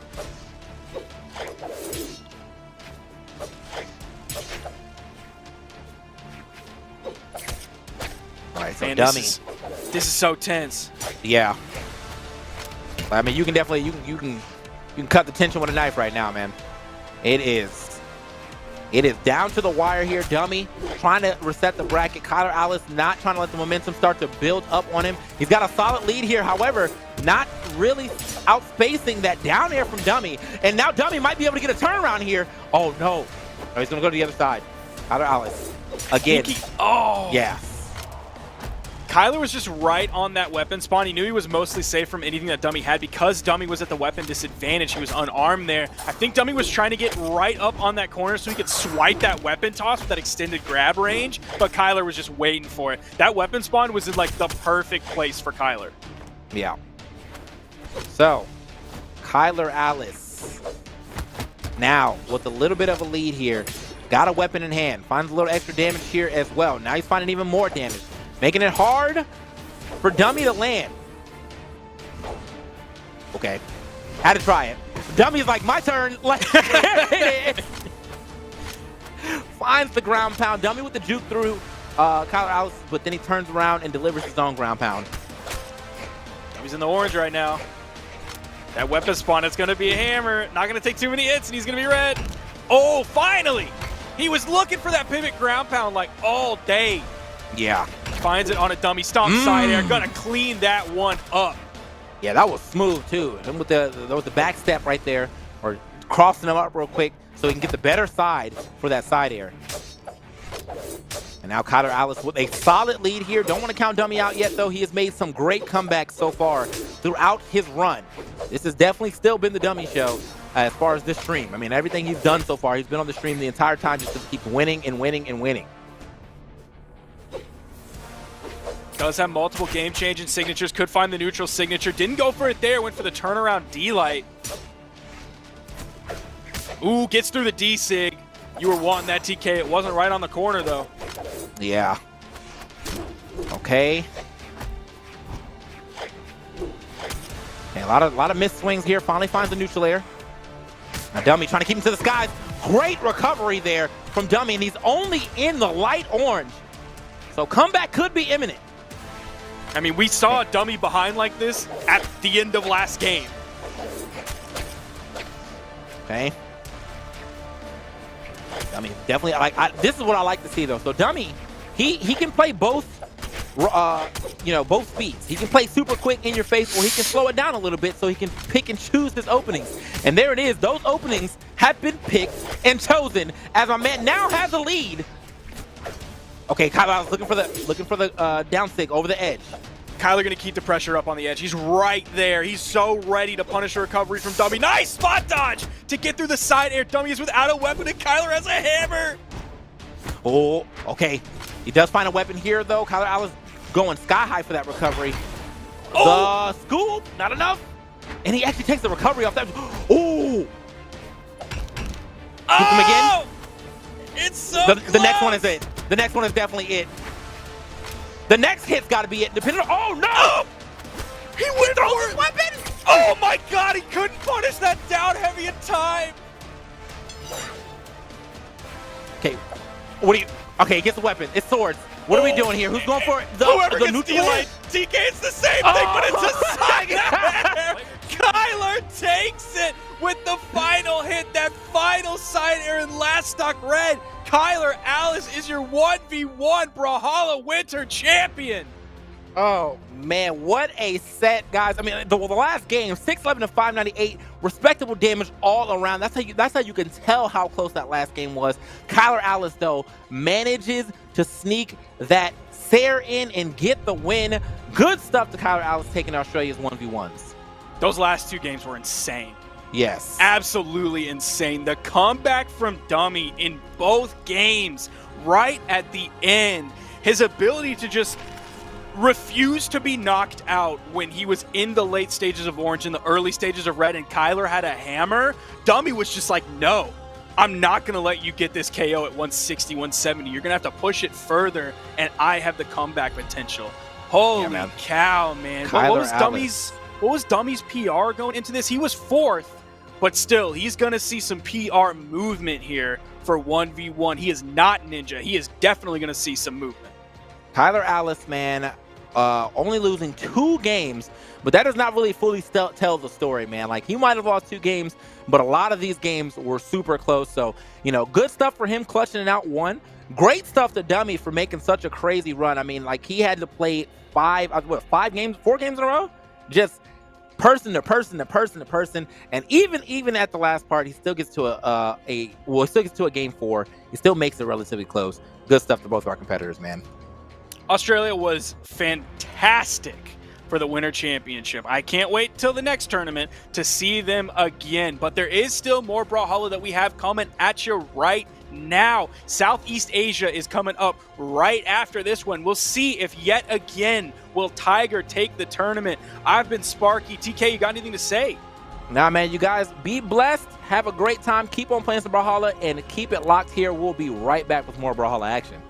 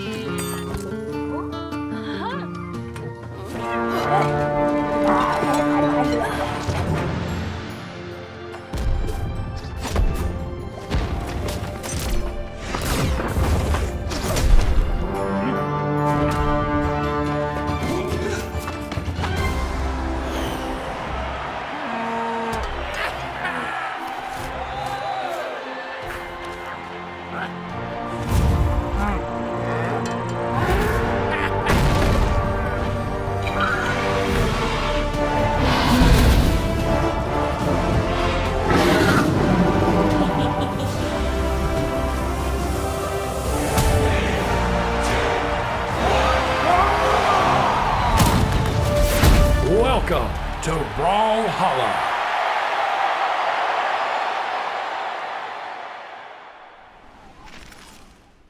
Welcome back, ladies and gentlemen, and anyone who identifies in between. It is I, Flambo, joined by Zip Master Flex, and we're going to go ahead and bring you guys some top 4+1 action here in Southeast Asia. I'm ready to see some action go down. We got 1v1. Zip, how you doing? Man, I'm doing very well. I was watching that Australia, got me hyped up. I actually played a little bit in between, you know, when my main man Taros was snatching some people up. And I'm ready to watch some more gameplay, man. I'm here for it. I'm always here for it. No, I gotta say, I feel the exact same. I mean, we casted 2v2s last week, and it was pretty electrifying. We saw Tiger go off and go on a pretty crazy tear as well with his partner there. This time around, of course, making it back on the singles side of things as well. I see some familiar faces. We got Dolan pulled up in the lobby. I'm sure Eric's probably doing pretty well over there. Maybe some shadow action. You know, Southeast Asia, always a pleasure to watch, but the question has remained the same for like the past 2-3 years now. It's always, who can take down Tiger? And the script is no different today. After W after W after W after W, he is still the man to beat. And the region has gotten closer, but no one's been able to do it quite yet. So I'm excited to see if that's going to change today, or is he going to keep it strong? That's right. That's right. We got www.tiger.com. He's always here to add another one. He's got the HTTP. He's already got all that. He's got to add some more dubs to it, man. And I mean, we got to see somebody prove that they can do it. I like that we got Dolan going up against him first, and it's possible. But like I said, we got to see someone do it before we can start talking about somebody's on his level. And I mean, I'm excited. Like, you know how hype it'll be for to sit here and be able to witness Tiger's loss? Like, not that I want him to lose, but that's an exciting moment for someone to be able to overcome that mountain. Yeah, I'm excited too, man. Dolan is my boy. Like, Dolan is one of those players that, you know, will just pull up into my lobby randomly and be like, yo, what's good, Flambo? How you doing? Everything all right? And I'll be like, dang, Dolan, yeah, I'm hanging in there. So whenever I see him on the screen, I'm always like, let's see if you can get it done. Today's the day. We're hopping into game 1, Dolan versus Tiger on Mammoth Fortress. No surprise there. That is the tried and true. Looks like we're actually going to go ahead and reset it real quick. I don't know if maybe they picked the wrong stage or we wanted to have a hand warmer, but that is cool. It is a perfectly viable reset because, of course, if it happens within the first 10 seconds of the game where you just go ahead and SD, it counts as a reset. So making sure he knows the rules there, we're going to go ahead and run that right back. That's right. That's right. You get to this point of the tournament by knowing the rules and being a great player. And I mean, this is something so small, but just to know that you need that to be reset and being able to just get it done right there in that first 10 seconds. Signs of a tournament player, man. You know that he's been here, you know that he knows what's going on. And that's what you need. You need to be a great player, and you need to know the ins, the outs, the ups, the downs to go up against Tiger, and I'm ready for it. Look at that. 2 of the legend picks are going to be Bryn from Tiger and Dolan on the Scarlet. Now, granted, Tiger, I'm not too surprised. We've been seeing Bryn as a popular pick in just about every region. Pretty much every single time she's on the screen. I have to remind everyone that Spear down sig does 40 damage uncharged, can hit that 50 if you fully charge it. And she's just a very strong character right now. Has good weapons, they're reliable, they're quick. Dolan, on the other hand, has been rocking that rocket land since the dawn of time, and I don't really see that changing. Scarlet is a testament to that. That's right. That's right. Scarlet is, to me, I've thought for a while Scarlet was the best legend. Things might have changed a little bit. You know what I mean? I've been missing here and there in my personal play, but Scarlet to me has always been a threat, always been a problem. And I like to see that. But as you said, Bryn is a pick in 2v2 and 1v1. She's just a very, very good character. There we go, just like that. It's starting off pretty close, though. Dolan actually finds the first KO with a dodge-through turnaround Sair, catching Tiger off guard. He was swinging, used the iframes perfectly, and was able to get that punish. Now I want to see how much further can he take it. Looks like not very far. That down sig we were just talking about, not only does it do 40 damage, but it starts up from behind Bryn. So if you think someone's going to dodge through you or try to cross you up, throw up that down sig, catch them running behind you, and pull them forward. Yeah, exactly. That thing has an amazing hitbox. That's why it's so good to throw out. Of course, you bring up the damage, but right now we're trying to get some damage on the board, swinging for the fences as you're trying to get back on. And I like what Dolan's doing here. Just want to poke and try to get on there. But this guard is beautiful. Look at that. Just a neutral to keep him at bay. Doesn't commit to the combo. Tiger's just over here playing a little bit of the neutral. I like what we're seeing here. Throws out the Sig because why not? Yeah, and you can see Dolan struggling a little bit here, has to recover with the Rocket Lance, and it's one of those weapons that isn't super great off stage. You can see he was trying to get a break in neutral, goes for the weapon throw, didn't hit. That's a punish. Oh man, it comes out again, man. The washing machine, so good, clean 42. And a stock to boot, so you know Tiger's feeling good. Dolan, though, he needs to find something. He needs to get his stride back because he was looking good that first stock, and then it slowly started slipping away from him. Yeah, he's looking really, really good. He actually had the lead, and now you see Tiger out here just missing the spacing a little bit with that Sig, trying to get some early damage on the last stock of Dolan, and Dolan's just getting tapped and tapped and tapped, and it's something you got to avoid. You can't lose neutral here, and you need a big play if you want to tie this matchup. I like that right there. Got some good damage, got him off the side of the map, didn't quite get the committal, but here we go. Boom, nice side air. Just throws the weapon away, and that's not what you want to see at this moment. You got high damage on you. You want to keep your weapon and get that KO. Has nothing on board, trying to throw hands, but gets hit by the side Sig, down Sig, wrong direction. Very good, gets a weapon and finally ready to play here. Dolan has got to get this rolling. Yeah, it's coming down to the final moments of this. Looks like the ground pound is going to do it from Tiger, taking game one pretty convincingly. I mean, Tiger did lose the first stock, but was able to answer back extremely quickly, and then Dolan just kind of couldn't win in the neutral. He got spot dodged on quite a bit. We actually saw Tiger throw out quite a few Sigs on Brynn that didn't go heavily punished. She has some Sigs that are very tricky to punish. They leave her a little bit airborne, especially if you're not playing someone like Orion, that we've now seen the switch come over from Dolan, with that Spear D-Light is the easy answer to punishing most of Brynn's signatures. So I like that he went for that, because Hammer can have a tougher time doing that, and the Rocket Lance can have a tougher time doing it. Not only do you want to punish, but you want one that's worth your while, right? If you're taking one hit for a Sig, is that enough of a punish? It's definitely not. It's definitely not. You want to get you either want to Sig for Sig on a punish, you know, or you want a full combo.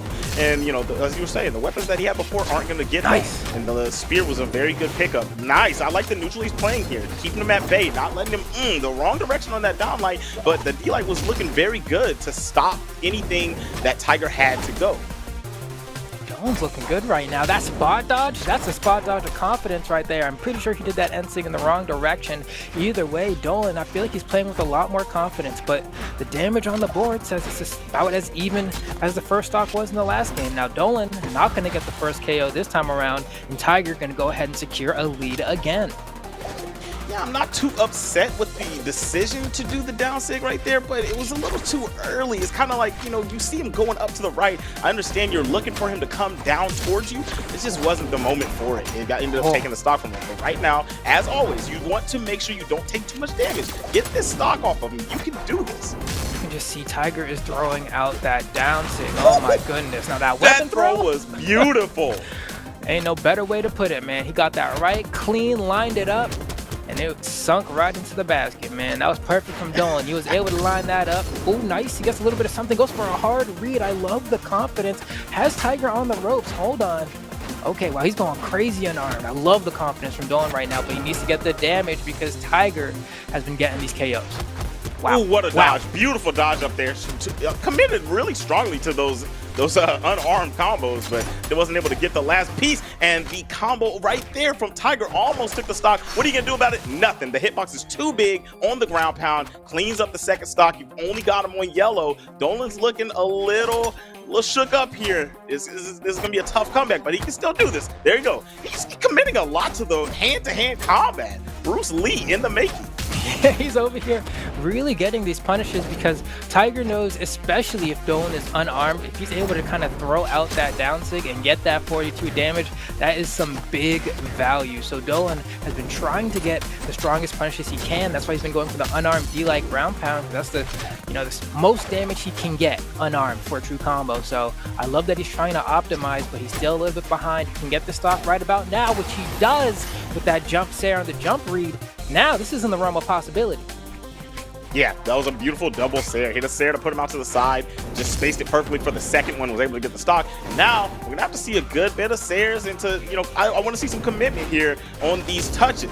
And that was a good downlight, but ended up getting punished for falling off the side of the map. Wasn't able to. I like the recovery. I like the recovery. Here we go. Up on the map, lands the down air. And we're not seeing too many buttons from Tiger. There it is. As I say that, gets a good crack right there from the neutral sig. And there's a lot of confidence from Tiger's side. Doesn't feel like they're getting punished too much. So they can just do what you want. Dolan's fighting back tooth and nail right now. Nice. Goes for the read there with the recovery. Dolan so close. He's throwing out the N6. He knows one clean sig can win him this game. Tries to go for the ground pound. Did he do a little bit too much? Tiger, can he capitalize? The N-Light will be enough. And Dolan just a hair away from securing game 2. Unfortunately, was not able to secure the bag there. Has one more shot to get himself on the board. I love the confidence. He went for that ground pound off stage. A lot of people would look at that and be like, oh man, I don't know about that play. And I get it. But it's plays like that that separates the best from the rest of the competition. You know what I mean? Like, it's one of those moments where, okay, it seems kind of weird, but if it hit though, then you'd be calling him the best player in the world. And it's a risk like that, especially in the last stock scenarios, that people generally aren't expecting to come out. So I respect the decision. Didn't quite work out. I'm hoping for a better game 3. Yeah, because that's one of those moments where you can either call that a crazy move from Dolan to go for it, or you call it a good dodge from Tiger. Which way do you want to look at it? The glass half full or half empty, you know? But right now, this is the last standing right here for Dolan. He's got to make something happen. I like he's stuck with the same character.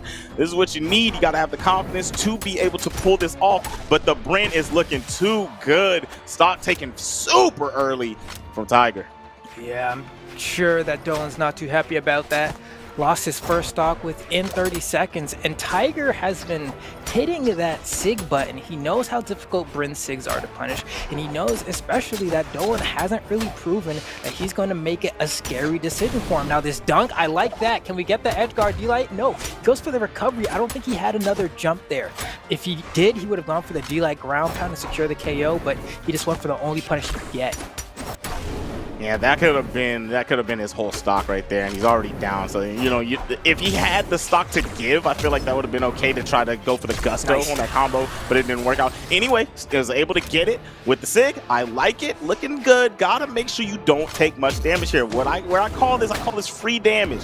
He's already got a lot of free damage on him because he lost his stock too early, and Dolan has got to get the. Oh wow! Yes. Is this it? Is this what we want? Oh yes! He got it. Was not able to recover the jumps. Beautiful job to cover the edge, cover all the options, and get the lead in this match.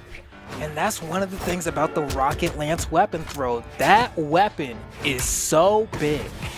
Like Rocket Lance and Spear, they just got some of the widest weapon throw hitboxes in the game. Dolan was able to use that to his advantage and get a very cheeky early KO onto Tiger's second stock to now make this game even, but still trailing behind a little bit. Tiger winning out a lot in the neutral. Dolan needs to find his hits. Yeah, needs to find the hits. I'm starting to not like Lance versus Spear here. I feel like get rid of your Spear, and your Lance, and go Spear versus Spear. That's what it's looking like to me at this moment. Oof. You're trying to play neutral. Look at that one whiff button. You just made a small mistake and you ate the down sig, which you already talked about doing super hefty damage. Nice. Beautiful dodge to get back on the map. But the committal on the ground pound, you were saved by your opponent, but I don't know if that was the move right there, bud. Dolan going for it and gets eaten on a charged N-Sig.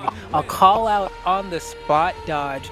Tiger could sniff the patience out of Dolan right there. He's like, he's not really moving much and he's in the corner. I bet if I run up on him, he's probably going to spot dodge, so I'm going to go ahead and charge this sig a little bit. We even saw there on the replay, it looks like that's kind of how he lost the second stock even. He was in the corner, did a spot dodge, and then got hit by an axe there. So the Tiger, he was like, he's going to keep falling into this habit. I'm going to go ahead and secure this dub. And you know what? Tiger, to no surprise, is once again secured a spot in the grand finals. Now, of course, we're going to have to take a dive down to the loser side of the bracket to see who's going to make it back up to challenge him again. Will it be Dolan or will it be somebody else? That's right. That's right. I mean, you know, Dolan can do it. We got Reaper down there. We'll see what happens with the time to come. But one thing I want to do is go back here and look at that last game. This is what you got to look at when you look at high-level play. The stock numbers matter, right? But we got to remember, there was a stolen stock in that last game. And this is kudos to Tiger for playing this well. There was 600 damage to 356 in an even game. Now, let me throw that. Even game. And that means that Tiger's playing at the peak of the game. That was pure outplay to get a stock stolen and still come out on top.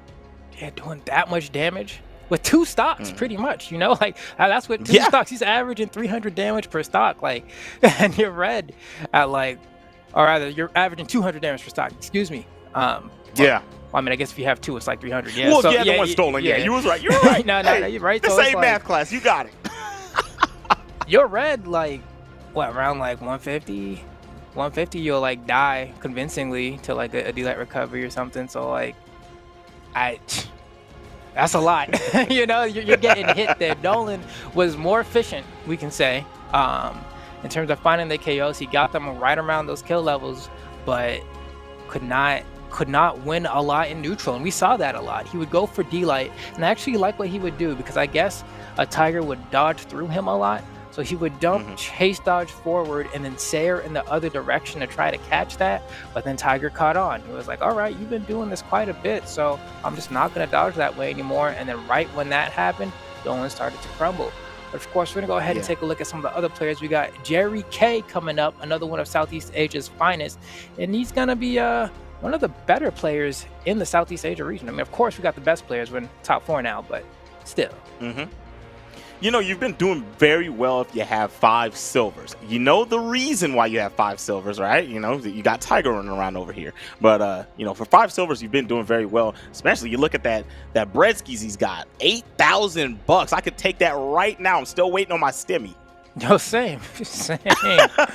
Biden was good, bro. I still haven't seen it hit my direct deposit, but you're right. I mean, power ranked number 3, right? So Tiger, of course, is number 1. I don't even call off the top of my head number 2 is, but we got Jerry K at number 3. 18 top 32 placements, right? That's pretty impressive overall. Yes, I mean, that's more top 32s than I've made. I know that's right. So with that said, I mean, we'll see how I do this Sunday. But Jerry K, of course, one of the best people to beat. Now, granted, we have to remember that Jerry K wasn't the person that we saw in Winners Finals right now, right? He had to have lost to somebody else. You know, he had to have lost to somebody else. Now, granted, I don't know. I'll take a peek at the bracket here just to see who knocked him out. I'm like, was it Tiger? Because usually, if he's seed 1 and Jerry K's power rank 3, they would be expected to meet in Winners Finals, but it depends on who else entered the bracket. But either way, he didn't make it, so somebody took him out. Wouldn't be surprised if Dolan was the one to do it, you know? Yeah, for sure. Because he's been stepping up lately, but the Rocket Lance is in such a weird place right now that I don't really know. I want to see how far he can get it, because I cannot think, and this is just off the top of my head, I do not think there has been a time since I have started casting Brawlhalla that a Rocket Lance legend has won Brawlhalla sanctioned like official tournament. You know what I mean? I've seen Costlix get second multiple times. I've seen Stingray get close. I've seen Dolan have a good run here and there. I've seen, I mean, I guess Wesley in South America has won before, right, with the Ogrim. I think he's the exception to that rule, if I think about it. But it's pretty rare, man. It's exceptionally rare that in weapon ones can't. Yeah, in ones, man. Okay. Wesley's the only one I can think of off the top of my head that's done it, but could be missing out on somebody. But that just kind of goes to show you, like, I should be able to just like list them. You know what I mean? Like for all the other weapons, I can be like, yeah, I did this person and that person and this person. But when it comes to Rocket Lance, my brain's like, there's only like really a few people that can play the weapon at that level. Now, granted, I don't know who Jerry K is gonna play today. I've seen him play Thor in the past. And Thor is a legend that even last weekend we were talking about has kind of circled back around, was super meta, then he wasn't meta, and then we've seen people start to play him again. Orb, really good, Hammer in a great spot. Wouldn't be surprised if Jerry K whipped out one of those today. Yeah, even either way it goes, if you're looking at Thor, you can't throw Thor into low tier, right? Even if you don't become the meta, you know, that character is good in 2s and 1s. And I'm not gonna let anybody dispute that. We know what that character's about. We got the orb on hand and we have the hammer on hand, and the hammer is always strong. That's always a threat. I think it's a little scarier when you have Thor against you in 2s, but in 1v1s, he's still a threat. Yeah, he definitely, especially, I remember before, because they changed him around. You know, he had the orb Ensig, like where he becomes a bolt of lightning and like hops forward. That used to have like less end lag on it. So if you got sent off the stage, you could recover from anywhere. You could gravity cancel Ensig, start ground pounding, because the orb ground pound would like stop you in the air a little bit, and then you could just like wait to get your dodge back and just be zoom, zoom, zoom. You're looking like Zero up in here, like zoom, zoom, zoom, so gentle, and then you would just like lightning loops, zip, zap, zop across the stage, bro. It was crazy. So they definitely toned him down a little bit, but he's still cream of the crop. So I'm really excited to see that if Jerry K does decide to pull it out. But honestly, the legend picks have been kind of wild. I've already seen twice now, in 2 different occasions, people switching to Queen Nai as a counter pick. I don't know what people are sipping. I really don't know. I want to have what they're having, because I saw people down. Like I saw people because you got to look at where I come from, right? My level of play, Queen Nai is a problem, and I saw high level people saying that she wasn't good. She's not that good. And I was watching last week, and I'm watching her play, and I'm like, this looks like what I deal with, guys. This is what I'm talking about. Because Fiend was like, I saw him go to Queen Nai, and I was like, bro, what is you doing? You know, I was like, this is not it. And then he goes on to win, and I was like, all right, I guess I will silence myself. But this was not the play that I was expecting. And even tonight in Australia, we saw counter picks to Queen Nai yet again. So I'm like, is this just going to start happening in every region now? Am I going to see Southeast Asia whipping out Queen Nai counter picks? And I'm going to see that in North America tomorrow, or rather on Sunday, because tomorrow's going to be 2v2s. It's crazy to me, because she's one of those legends that you really don't expect to see like that, especially in 2v2s, because she's so slow. It's very easy to exploit when she's off stage, but people are making it work, man. That goes to show you Brawlhalla is a well-balanced game. As simple as that. Yeah, she plays 2 good weapons, and she has great spacing on her SIGs. We know what her SIGs are about, and I think that when it comes to, you know, you're talking about her being slow, but when you have spacing tools, that's across the board in any fighting game. If you play your character correctly, even if you're slower than the rest of the cast, if you have the other tools, that's space control, then she can be utilized. And I like what I'm seeing from people. I like that she's being pulled out. It's just like what was it, Jiro? We saw him, you know, in the last circuit. We saw him getting pulled out towards the end in the World Finals and things like that. You know, any character can be made to work in this game. As you said, it's very well balanced. Any character can be made to work as long as you put in the work to use that character. No, this is actually just straight up facts. Like every time the Brawlhalla Twitter posts literally anything, it can be like, hey guys, battle pass reveal tomorrow. It can be like, hey, make sure you register for the tournament this weekend. It can be like, hey, send us your cool combos. There's always some dude who's replying that's like, yo, can you please nerf Rocket Lance? Can you please nerf Queen Nai? Can you please nerf Orion? And I'm like, bro, I promise you, the reason that you are gold is not Orion side 6 spamming you to the side of the screen, right? You know, it's your fundies, bro. You got to go back to the lab, hit that training mode, practice your fundies, practice your dodge reads, and then you'll see that ELO start going up. But when people are able to take some of the worst characters, worse, I'll say, because, you know, who knows what balance really is, but, you know, universally considered by most of the community to be not so great, and then take it to the highest level of play and succeed, that goes to show you that, all right, there's a lot more for me to learn about this game. So well, see, when you say who knows what balance really is, well, I was taking a look over here. First off, we got Reaper versus, that's Holics, correct? That's gonna be a I don't like this term. I hate when commentators say it, but it's gonna be a slobber knocker. Oh no. I remember I said that once, and Photo was like, never say that again. Yo. Okay, see, Photo has exquisite taste, because I don't like that term either. No, but what I was gonna say is when you look at a game and people talk about balance, one thing that people forget to look at, if everything in the game is broken, right? Then that means we're balanced, right? Because everything's broken. Yeah, that's fine. So then if you're seeing people whining about this and they're whining about that and whining about this and they're whining about that and they're whining about this, that means that everything is viable at that point because everyone's scared of something. And that's beautiful. That's a balanced game in my eyes. Hey man, I couldn't have said it better myself. I mean, we see Marvel too, you know. Exactly. Dota too. You know where I'm going with this. You know, like you can do whatever you want, and it's crazy. But it looks like we finally do have our competitors loaded up in the lobby here. We're gonna have Jerry K, as we saw earlier, going up against Sire, and now Jerry K rocking Xavier Woods, which of course you know. That's the epic crossover skin for Bovar, and Sire's just rocking the Gala Bovar. So we got a Bovar Ditto here, and we're gonna see how that works out. You know. It's gonna be awesome. He's over here smacking him with the Valentine's Day, the Cupid hammer. And he's gonna see if we can make him do the Cupid shuffle. There you go, shuffling up the stomps, trying to get him off that edge, but it got cracked. We gotta keep those legs moving. There we go. I like that. Gets the stomps there. Goes for the weapon throw for the reset. And right now, Sire looking pretty good. Jerry K answering back. We have a hammer ditto, so it's gonna be a lot of dunk.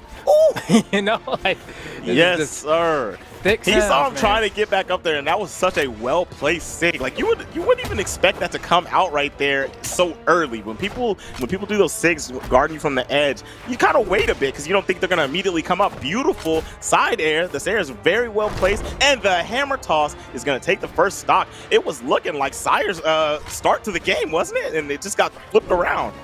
And just like that, Jerry K was able to answer back, and that's the thing, right? You can't allow your opponent to steal the momentum. Jerry K was able to answer back pretty solidly, but so is Sire, trying to get this KO, trying to get this final hit, has Jerry K in the corner, and honestly, that was godlike. That ground pound was godlike. Like, that's a hammer off stage, you know? Everyone's scared of getting hit by the recovery, but Sire had the perfectly timed dodge and got a ground pound. That's a crazy amount of confidence. Yeah, we're looking at a hammer player playing the same exact character, right? So there's got to be some kind of knowledge here, and that was such a good bait on the recovery. Saying, okay, I know what you're gonna try to do. You're gonna try to snatch me up, and I'm gonna put you down, buddy. I'm sorry. Got to get out of here. And now we're back in neutral. Neutral is my favorite part of any game. You got to play the defense, got to play the offense. I want to see what both players got. Got the kill, even though they didn't land the ground pound. Sire looking saucy out here. Yeah, it's going to be a little bit of a tough run for Jerry K there. Got kind of clipped under the corner of the stage when he did his recovery and didn't really know how to finesse to get the wild touch from there. But still looking like he's in a pretty good spot to go ahead and bring this back. It's in the light yellow. I don't think a sig will kill quite yet here. Maybe because he's in the corner it might. If he gets like a down sig or a side sig, it might KO. And there we go. They're hammering now. If you want killing power, this is the weapon to do it. Man. Do you see Sire right now? Sire ain't scared of nothing. I fear no one. The way he's pressuring, he's like, I got a stock to give, man. I'm on you. I'm chasing you around. I'm the ghost of Scooby-Doo. You know what I'm saying? You better say jinkies and get up out of here because I'm not letting you go. I mean, look at him. I mean, you can't. Jerry K can't find the hits right now. He can't find the hits right now. Like he's swinging. And it's just been a tough time. He was able to dodge past that side sig, you know, good look for that, but he's one conversion away from getting KO'd. If Sire can find that D-Light right now, that's going to be it for Jerry K. And you can see he tried to do it right there. He tried to go for the gravity cancel D-Light recovery, and Jerry K was like, I know what you're going to do. Gonna have to try a little bit harder than that, and goes for the down air and scoops him up. Yeah, that was good. Jerry hit him with the Baskin Robbins, but he's going to get cracked by the neutral air because the neutral is just a little bit better from Sire. You're going to take game one. I want to see what Jerry K can do in the next one. That was a good match. It's just that second stock got a little over dominated. Like he couldn't get his play off. And there it is. We're watching the replay. That weapon throw off the wall caught him slipping, and he wasn't able to recover from that. And I think that was the downfall of the match. I have to agree. I feel like that little mishap, it's plays like those that can just be the difference. It's night and day. And oh my goodness, we have the swap over to forearms. That's an epic crossover skin for core, and you got him in black. I'm going to go to Demon Island. Okay, I was about to say, if you got that color forearms on Demon Island, you blend into the background so well. But it looks like we're going to Apocalypse, and Jerry K going to see if he can make perhaps the gauntlet swap make the difference here. And of course, Core, I believe, still has that true combo on Stomp into neutral sig. So we're going to see him stomping and then cracking open that fire hydrant and have all the kids in the hood come out to play. There we go. Beautiful first stop coming from Jerry K. I like that one. I like that one. Man, that was a very, very quick stock, very well done. And now you have the life-stealing weapon here on the gauntlets. It's like, okay, you want to get a weapon, and I can just commit. I can go crazy here and put so much damage on you, so much chase potential with these gauntlets. Just right now, they're just whiffing it up. No, nobody's getting a touch. There we go. Got a little slam there with the downlight, but now you're getting chased in the air, threw your weapon away. I want to see what Jerry K can do. You're going to get the gauntlets back. Let's get some pressure going. Yeah, man, honestly, every time, when Forearms picks up the gauntlets, he really should have 4. He needs another pair. Make sure all the arms are covered up. But even with that said, I mean, Jerry K looking like the king right now. Hasn't lost a stock yet. Sire tries to get a cheeky one with that slide charge down sig off the side. Jerry K's not having any of it. Double neutral air and bye-bye. Jerry K on the verge of a 3-stock here if he keeps this up. That's such a beautiful play. What a turnaround, right? Like it looked like Sire was the one in control of this set from the first game, but that's where it is, man. You never know what's gonna happen. Right now, it's clutch mode activated. You gotta turn up to take this game. But Jerry K said, "Hey man, I'm here to play." Again. I made the switch and get spiked into the depths below, down into the fiery city. He's gonna lose the first stock. And it's a very good job from Sire to not take too much damage while getting there. Wow, weapon throw was able to kind of stop that unarmed neutral a little bit early. We're going to see if Jerry K is able to get a weapon. He is. You already have Sire, like, in the orange now. Almost gets, oof, wow. Yeah, I guess, like, half of the Russian Mafia there gets the D-Light into the recovery, waits it out, and manages to find a delayed hit afterward. Oh, that could have been a Sayer right there. Jerry K giving Sire another chance at life. Yeah, I think he was trying to look for like an opportunity. He was like, okay, what's he gonna do after I do this? I'm gonna let him get out of it, and I just didn't get the right, didn't get the reaction on it. Well, I wanted to get a scoop if he went over the top and just didn't react. And there it is. This is gonna be a tight game. No, it's not. I thought that Sire was gonna get that stock and still gonna be able to take him out with the gravity cancel D-Light into the ground pound. Granted, just like that, right? We have even stocks here, and of course, Sire, if he wants to, can switch over to the hammer if he wants to go for an early gimp, or if he wants to play the neutral out. Sword is a great weapon to do it, but he has to get back down first. Jerry K catching the landings, and if he goes for a gravity cancel D-Light into a kind of like a chase dodge recovery, it'll probably KO. And he has a hammer here, and you know how hammer be hitting. Pretty much anything from this will KO, but Jerry K is not able to touch him. He's getting beat up, unarmed. Sire is making this difficult. He is getting pieced up and creased up, but the scoop once again took him to Baskin Robbins, threw him up there, threw a little bit of sprinkles on top and said, "This is my game. I like it." We got a tied set. I'm not gonna lie to you, I'm looking at it, I was watching it, after I saw those patazos getting thrown, I thought that it was gonna be a tie. I thought that that it was gonna be a clutch right there from Sire. No, I was kind of feeling the same way. I was like, wow, he's really not getting touched right now. This is actually starting to look scary, but in the back of my head, I was like, Jerry K literally just needs to hit him once, And then he hit him once, and then he was dead. So good to Jerry K there. He did all the hard stuff on the previous stock so that he was able to get slapped up on that last stock, and it didn't matter because all he needed was to create one opportunity for himself, and he was able to find it. That was it. And that right there is what we call, we got a game, ladies and gentlemen. Oh, the aggression. Look at this start. Oh my gosh. Oh my goodness. You love to see it. You hate it as the opponent, but you love to see it as a fan. The game starts off and he's just on him. Bing, bing, bing, bing, bing, bing. Oh my gosh. Bing, bing. Oh my gosh, the stock is gone. That was a perfect stock. Did not take one hit of damage. 0 to death from Sire with the hammer, letting Jerry K get a little bit of the flavor of love with that hammer right now. Flavor Flav sitting on the side like that's that good sugar honey iced tea right there. Flavor Flav. I wish we were still on Apocalypse so we had the clock in the middle of the map. It's okay. We got a different clock right here. You can see it. Times are ticking. Oh, I see it in the back. It's us versus them time. Hold on. Oh, there we go. Oh. Jerry K is able to answer back with the ground pound, able to crack the skull of Sire right there and bring this game back into the realm of possibility, but he still has a lot of damage to make up for. Man, that was a very good way to get back in this game. You know, rattled but not shaken. Here we go, getting back on the map. I thought that the weapon was going to land, but it did not. You're still here. Do not get cracked before you can get enough damage. This might be the end of this stock. No siree, Bobby able to fight the way back onto the map, and Jerry K gets him off the side. Doesn't commit, has too much damage on him. I know he was a little scared of that recovery from the hammer. Boom, bam, I like it. Puts him up on the side. And the recovery was not enough with the sword. Wow. Here we go. Brave enough to keep throwing those hands without the gauntlets. Jerry K trying to stay in the game.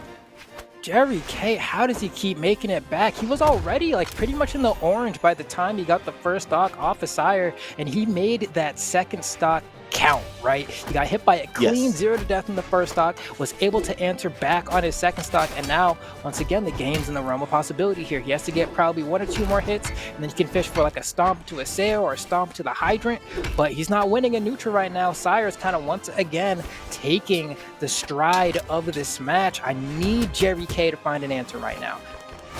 Yeah, there was actually a couple. There was a Sayer, falling Sayer, and a and the fire hydrant, like you were speaking of, where that was nice, that was beautiful. But there was 2 moments where he had to punish. Jerry K just went the opposite direction. You know, sometimes you try to make the read, he's gonna go across me, he's gonna make a dodge, or he's gonna do a ground dash, and he just went the wrong direction and missed both of those. But still able to get the stock, still in the game. The health is actually very, very even at this moment. Tries to get the recovery, no good, but catches him with a 2-piece chicken and a biscuit, and is getting some good damage here. Yeah, I'm wondering. I feel like Sire kind of had a better edge in the neutral when he had. Oh, there we go again. Oh my gosh. Oh, Sire.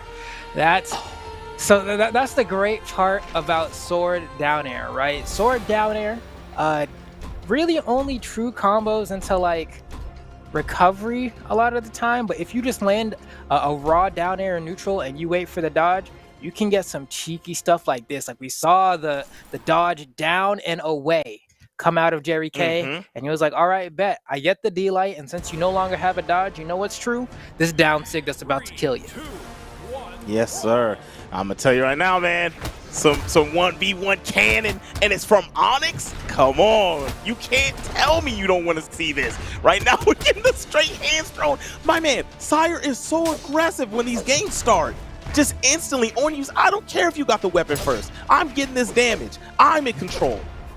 Yeah, I'm gonna tell you, man, there's nothing scarier in Brawlhalla than someone who is confident in their ability to fight you unarmed. It is so hard to deal with. The moves come out quick. You know, they don't got the most range, but they come out quick, and they can be active for a long time. So Jerry K already on the back foot here, was able to get a nice 3-piece conversion earlier. I got the side light Sayer into the down air, but so far, you know, still behind by quite a bit. Sire's been making it tough. Yeah, Sire's doing a very good job, and he's finally got the hammer back. This is the kill weapon. Sends off the side. Oh, good dodge to get out of the weapon throw, but the chase, the committal with the recovery was very good. Has a weapon now, and now you're looking at a few options can get you off the board here. You got to, the recovery is there. It is. I was going to say, you know, you got to pick your places, and the dodge was spot on. The spot dodge was spot on from Sire.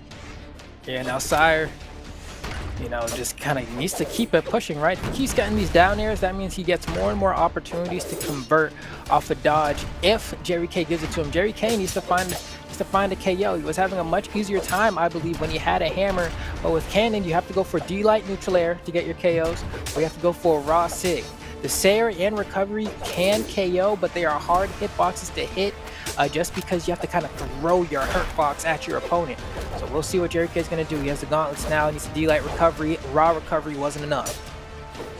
Well, see, one of the things with the cannon is you got to be the aggressor. You got to be, you know, you're out here throwing your hurt box around. You got to go a little bit wild. But like I said, whenever the game starts, instantly, Sire's going ham bone. He's not going to let you get control of the neutral like that, or the pressure. So, I mean, I like what you're saying. I think that the hammer was the option to keep, and we're going to almost see the second stock be taken The chase off the side. Oh, just a little bit of bait. Nice job. Recovery. He's not going to take it. Got the hammer. Sire is trying to take this thing out. The neutral's going to do it. And we have 3-1 here on the board. Yeah, and if you're Jerry K right now, I think you might be regretting this pick a little bit. You know, you did go for a change with your back against the wall. I respect it, but now he's like, all right, I need to get the first stock. You got to kind of focus on what your goals are right now. Got to get the first stock, and then we can figure out if I can get a gimp or something on the second, but you got to take it one step at a time here. Now, I don't know how he's going to find it. He can't get these D-lights to hit. You know, a D-light recovery will hit. Maybe he'll get a raw recovery. He hasn't thrown out any down sigs either on the gauntlet kit. Sayer still not enough because he bounces off the floor, gets that reduced knockback because he came in contact with collision. Goes for a raw ground pound. Man, Sire almost just gives him the stock. Yeah, kinda. Yeah. He said, you know what? Like, I have 2 more to play with.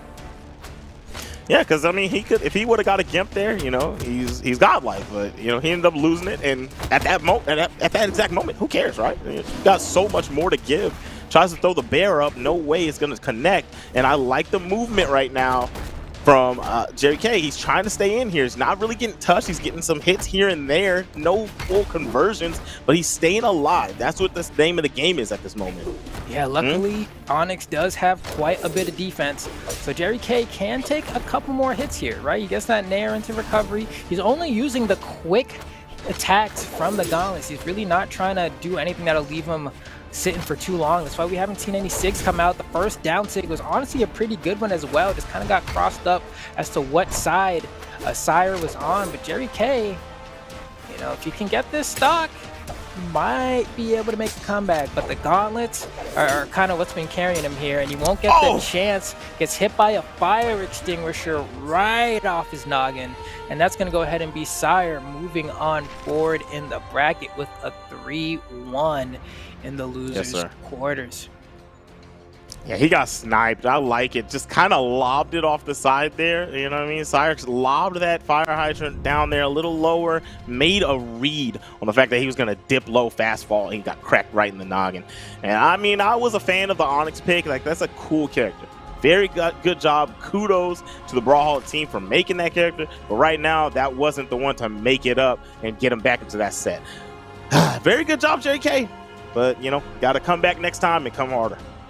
Yeah, I mean, Sire, we're pretty much going to watch the run of Sire now, right? Because we've gotten down to that point in the losers bracket where there's only one track to follow. So Sire was able to beat Jerry K there, which means now he's qualified to go up against Holix in the semifinals to see who's going to make it onto losers finals here. So I'm curious to see how the Bodvar is going to hold up against a different competitor, and I'm curious to see who Holix is going to end up playing as well. I feel like it's been a bit of time since I've seen Holix on the screen, so I want to see how he's able to show up today. But man, I gotta say, Sire was looking good. You know, he almost got me bowing down, so I'm with it. Are you not entertained? Are you not entertained? Man, you know, I'm gonna tell you right now, I'm a little sad that we missed Reaper versus Holix, but no matter what, Holix is here, 6th in power ranking. Sire is number 8. We got how many golds between the two? We got none, but we got a lot of top 32 placements. 16 on Holix's side. Sire has 11. Top 8. We got 12 on Holix's side, 4 on paper. You know, this looks like Holix is set, doesn't it? But you can't always go by on paper. That's facts, man. Especially like when it comes to brackets and the way bracketology works, like sometimes it really just depends on who ends up in your path. You know what I mean? Like maybe you ran into Tiger in winners round 3, you know, and they didn't. You had to claw your way up from losers. Granted, of course, we got seeding and stuff to try to mitigate some of the challenges that comes with bracketing, but people have their demons that they run into. And we're going to see if that's going to be another one of those moments here. I mean, Sire, as we said, you know, is expected more or less to lose here if we're going by power rank. But the difference was power rank 6 and power rank 8. You know what I mean? That's right. That's not too far from each other. And it's a different thing than if it was like power rank number 1 and power rank number 3. Because if you're number 1, that means you're better than everybody. But both of these guys still have quite a few spots above them. So we're going to see who's able to be the better player in this lobby today. And here we go. The set is started off, and just like we saw right before, Sire right back at it. Full aggression, sees red, woke up and chose violence. I like the pressure. And Holix, of course, rocking the Bryn. We already saw Bryn come out earlier from Tiger. He was able to show just how strong her spear kit is. Played a lot of spear. We're seeing a little bit more axe from Holix thus far. And there we go, a little bit of spear action. And Sire, the unarmed king, dude. He's just scrapping out here. He doesn't care at all. He'll just punch, punch, punch, and kick, and scream, and punch, and punch. Like, he does not stop. Billy Blanks, Ty Bo, he's out there. Oh my goodness, double recovery, gonna be able to take the stock. Holix is here to play. We talked about the aggression from Sire and how on the ball he is, but right now he's gonna go down in this first game. And we got a neutral into the push with the side light.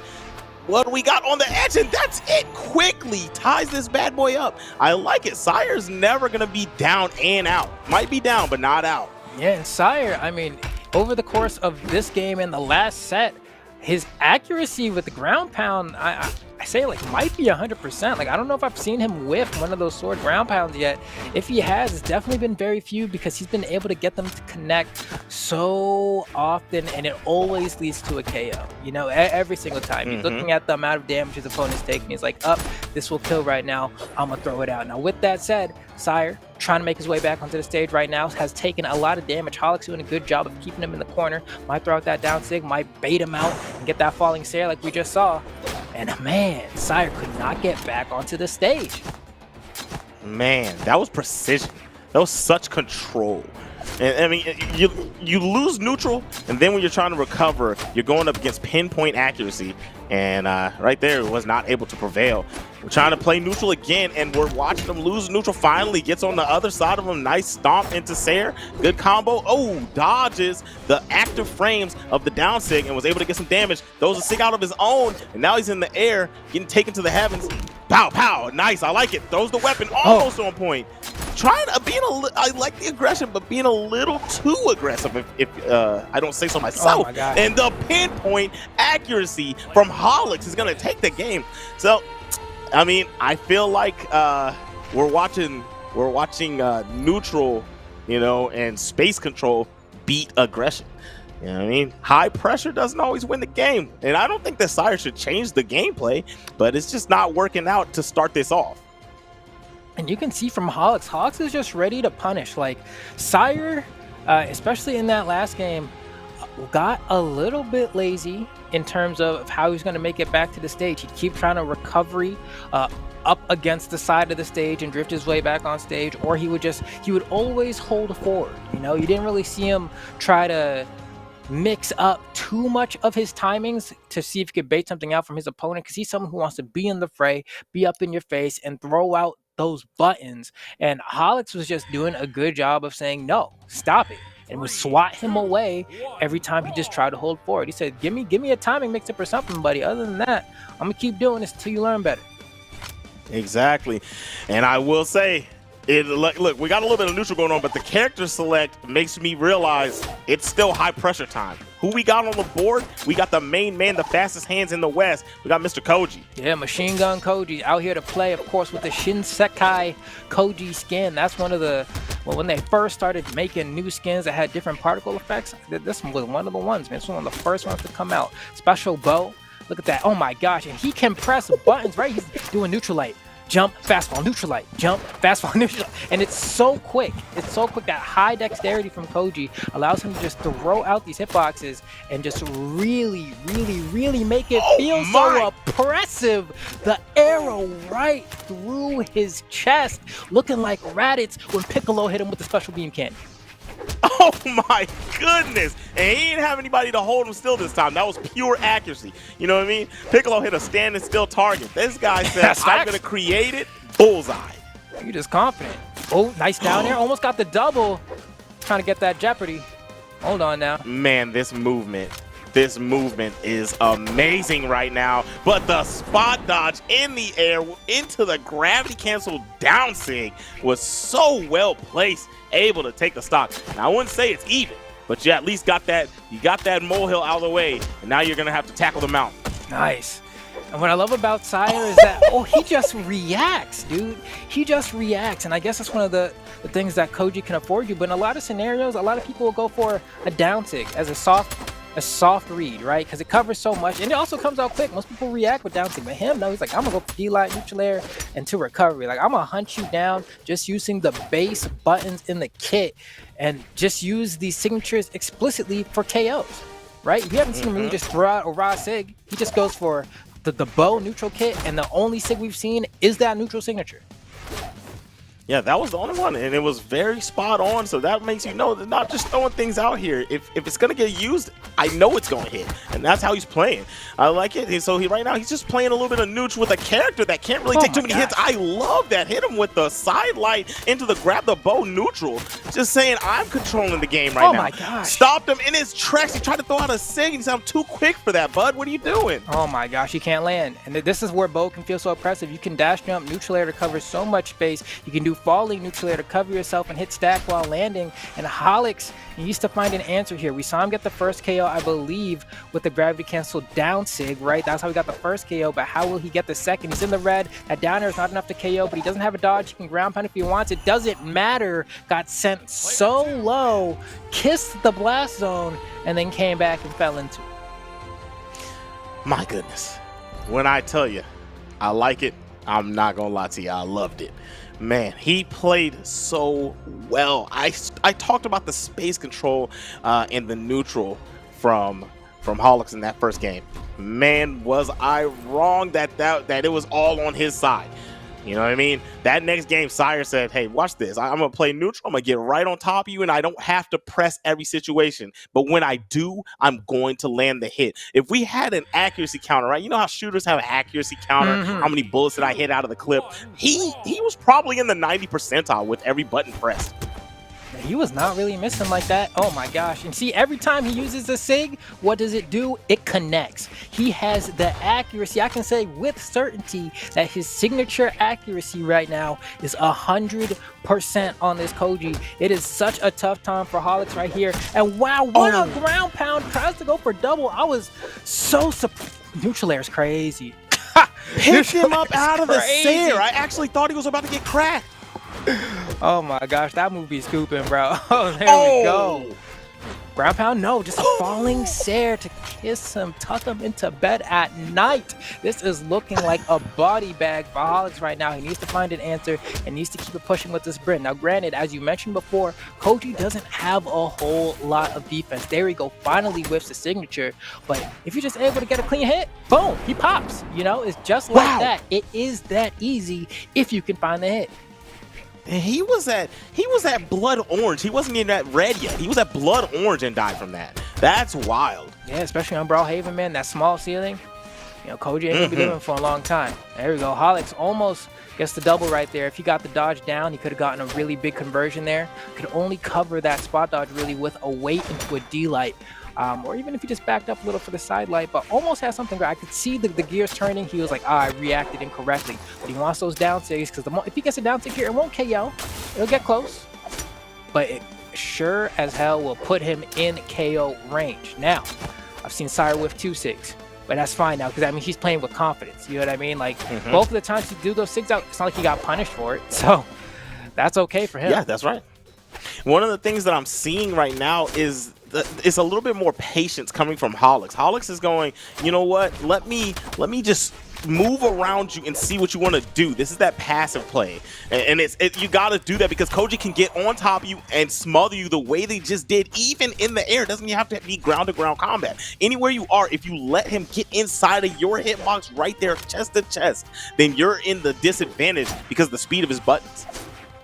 No, I think you're right. I think before, it was a lot of Sire running forward into Holix, and Holix just kind of swatting him out with his hitboxes, right? You have the spear, you have the axe, you have some good disjoints on those weapons to keep someone out if they just want to keep rushing in. But now we see, you know, Sire actually mixing up his timings a little bit, right? He's dashing forward, dashing back, trying to bait out something from Holix. So now Holix has to respond by trying to be a little bit more patient, really try to see what he's going to do, and try to get his punishes, especially since he's playing from behind. Oh, That's right.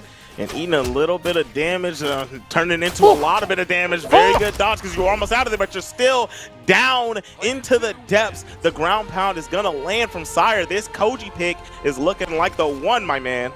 Yeah, I mean, what do you do if you're Holix there? I mean, Koji, already crazy. Amazing signatures, high dexterity. He's throwing out a lot of hitboxes. Bow in general as a weapon, being able to throw out these long disjoints. It's tough to deal with, right? I always say bow is really a sword because there's no dead zone on the hitboxes, right? There's no like space in between the arrow and the bow itself. The entire thing is a hitbox. You do the D-light, the bow, to the arrow, to the splash of the arrow hitting the ground. That's all active. There's nowhere for you to stand, so you either have to time your dodge perfectly or just not be caught up in the area. And if you're playing on a stage like Brawlhalla, you don't have a lot of space. It's the smallest stage in the game, and the kill boxes are the smallest as well, so you really have to have your neutral perfect. That's right, and then I like that you bring that up, that this stage, you know, there's so much kill potential on this stage, and I like that Holix is bringing him here, but to no avail at this time. It doesn't matter. Sire said, I'm here to play, and I've got your number for the time being. Right now, we're getting some good damage to kick this thing off. He's still down, even though landing the same amount of hits, his defense just doesn't add up. Nice neutral light. Gonna try to get this going here. Nice. They're just moving around each other. The movement's so beautiful, graceful. Yeah, I feel like they're... Oh, that neutral arrow was almost my enough. goodness. It was almost, I thought he might go for a chase dodge recovery there, but I don't think he wanted to give Sire the opportunity to make that turnaround happen. If he missed it and then got hit by like the sword, oh my god, he tried to line it up. Almost hit them with that Hiten Mitsurugi. That was crazy. That was brave. That was brave. Wow. Oh my goodness, the hitbox so active, so wide, caught him on the back and still sent him flying. And that right there is not a good look for Sire. But Holix is looking good here. Chased down in the skies above by the recovery of the bow. And that right there, that move has like a suction cup, man. Like it's like we call that a grab here, right? In Brawlhalla, like that's so good. That's a command grab, yeah. if you will. It really is like that move and like gauntlet neutral air. Oh my gosh, hold on. Nice. Oh my, he's going so quick. Machine gun Koji. Oh, that was almost it. Barely missed the recovery. I mean, the ground pound. Does boop, boop, boop, those down airs were coming like, does the quiver never run out of arrows, my man? Like, you know, we got infinite arrows, bro. That's right. That's right. Looking it's like Link, right? Link. Yeah, that's what I was about to say. Looking like Link. Well, now Link, he gotta fill up the arrows, but the Sheikah Slate though, those bombs, he got those all day. There we go. Oh yeah, we got the bow in action. We got the spear coming through here. You know, it's kind of Soul Calibur-esque, right? Yeah, honestly, right? You load up into the lobby. Two heroes whose past have intertwined meet up for the first time on the battlefield of eternity. You know, it's like always something epic like that, right? And that's what we're having right here as Sire is looking like he might be able to close this out 3-0. Oh, as I say that, Holix just smashed him, bro. Yes, sirree, Bobby. And that was one of those moments, like, we've seen that Holix has been a little chill most of the time, right? Not really being too aggressive on plays like that. It just slid off the side into the side air that you know, and Sire didn't see that coming. So Holix made a great play to get that stock and tie this game up. And right now we're seeing, so we talked about the percentage of the SIGs that Sire was throwing out. Right now he's kind of chucking them a bit more, but he's landing them. And look at this control from this bow. Almost got the stock. If he would have went out there and chased, I wouldn't be surprised if this game was over, but it is not. We got to see the spear come to life and keep him in this game. Yo, Holix is fighting right now. The down tick's gonna be enough though. And Sire is able to win losers semifinals 3-1 against Holix in one of the most exciting sets I think I've seen ever. The aggression was crazy. It made me feel like I was watching South America with just how crazily they were running at each other. And Small Brawlhaven is the stage of who can hold center stage the best. And it looks like the answer to that was Sire. He was doing such a good job holding the stage, getting those conversions, keeping Holix in disadvantage. And now we're going to see how deep this run can go, because now he has to go up against my main man, Dolan. Man. He's got to go up against his teammate. Wait. They swapped, huh? They're not 2v2 teammates anymore, huh? Well, so because it used to be, what do you call it? Dolan and oh my gosh, I'm blanking right now. Joseph. There we go. It used to be Dolan and Joseph. They used to be the squad of the 2v2 bros, and then Joseph, I believe, has retired from Brawlhalla altogether. I don't think he's entering tournaments anymore. Or maybe I'm capping. Maybe they're just not teaming together anymore. But I don't think I've seen Joseph enter anything. But that's just from my own personal testimony. But with that said, I forget if Sire's a new teammate. I don't remember who's Dolan teaming with right now because I'm still shocked. I'm still shocked it's not Joseph anymore. I'm not gonna lie. Those were my boys. Yeah, I know the wind down of the season last year. It was Dolan and Sire. They were rocking together, but I feel like last week they weren't together. Maybe I'm wrong. You guys in the chat will definitely let me know, and I'll see it on the replay. You know, you guys are gonna let me know if I'm incorrect, and I'm okay with that. Give me the information. But right now, we're gonna be informed on what map they're gonna go to. Dolan, Sire, Bryn, Scarlet. Here we are, losers finals. I'm ready for it. Okay, now we're gonna see Sire. You know, he was rocking that Koji, was having a good time, goes back to the Bryn. I'm wondering if he'll whip out the Koji if the Bryn doesn't work out. Now, granted, Dolan, really, this is, do you got to pick versus Rocket Lance? And I understand why he went to the Bryn, because Rocket Lance, one of its worst matchups, probably its worst matchup actually, is Axe.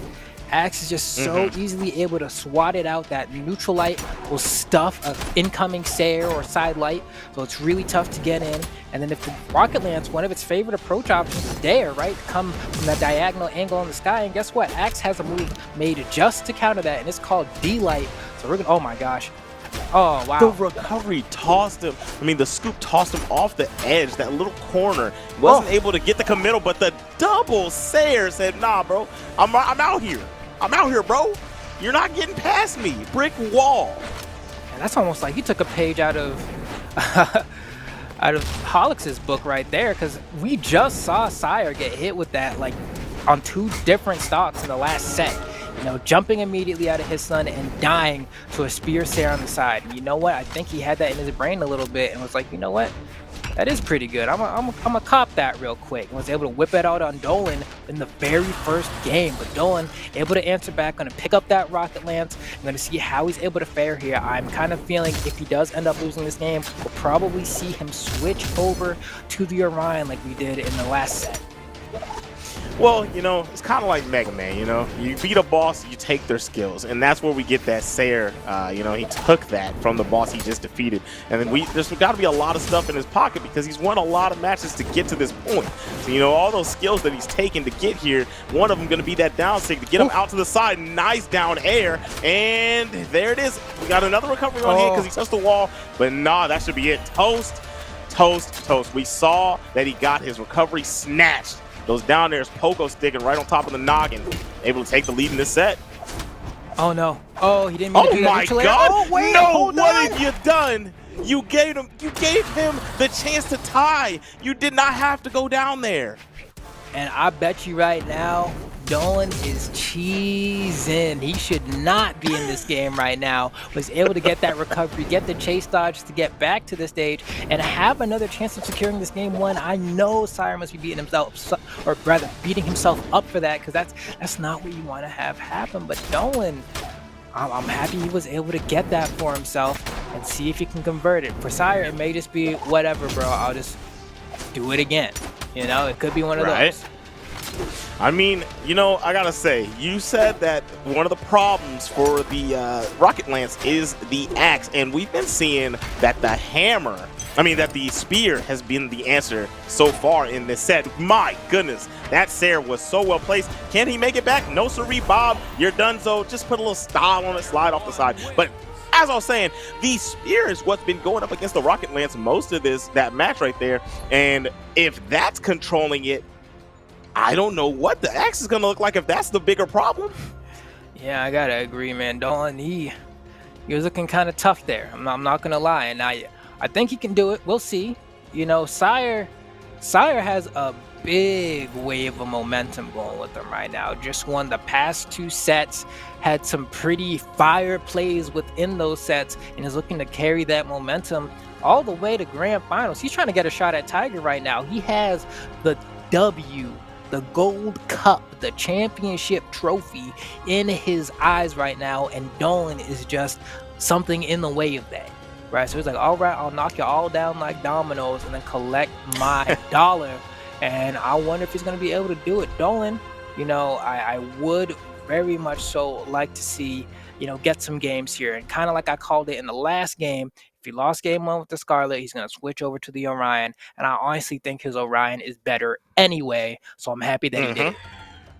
This is the patented Orion. Orion's a great character, and Dolan is the type of player that is near perfected this character.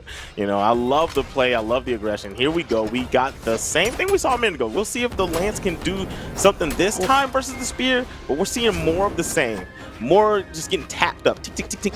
Taking a lot of damage to get this thing popping. And here we go. Now we're seeing a play. Oh, went the wrong direction. Trying to make a read. Oh, and that's the thing. You can't be spot dodging against Friend. No. It's going to be all right, but that's a scary thing about being the Rocket Lance off stage. If you are off stage and you have to charge your recovery, in the back of your head, you're like, oh, I already lost my stock, because it's so linear. The recovery is so easy to throw a weapon at and stop and stuff out that if you're forced to use the Rocket Lance recovery, you're in a pretty bad spot. That's why, oh, wow. Oh, it bounced off the stage. Dolan almost had the slam dunk, but just got stolen away from him. Yeah, we got the new Space Jam coming soon, and he tried to make a slam dunk to get this thing rolling. But right now, Dolan's got the game tied up damage-wise. Can he get the stock? They're both just recovering, trying to get each other out of there. Nobody can get the touch right now. Waste the weapon, but the breakdance, king of the dance hall, Dolan, gonna take the lead. And what I love about that as well is a very common tactic from a Spear player is, oh man, I don't have a dodge, I used all my jumps and I'm trying to land. I'm gonna weapon throw to cover my landing and then pick up my weapon again, right? And one of the few ways to beat that is to spot dodge the weapon throw, read your opponent's drift, and put out a hitbox where you think you're gonna be. So that's what we saw Dolan do. He spot dodged the weapon throw and then did a gravity cancel down sig to catch Sire on the way down. He was able to get that stock, but Sire was able to bring it back, and now once again we have a tie game. Sorry, Bob. Here we go. We got some damage coming in. The Spear versus the Lance once again has been looking better than game 1. Oh. Is it just Orion, or is he finally figuring out how to space versus the Spear? Very good ground pound. Another one for the Troubles. Takes him out. The dodge was exhausted, not able to get to the edge. Just threw a little bit of stank on it too. Did a couple more ground pounds onto the stage to show him this is what you died to. Yeah, I was, I mean, great from Dolan, right? Like, getting Rocket Lance ground pound is really just a show of confidence. Like, it's not, when you look at the ground pounds in the game, it's definitely not in the top 5. It's probably not in the top 8. There's just so many other better ground pounds, right? There's bow ground pound, there's axe ground pound, there's sword ground pound. But Dolan using the ground pound that he got and making it work, double weapon throw.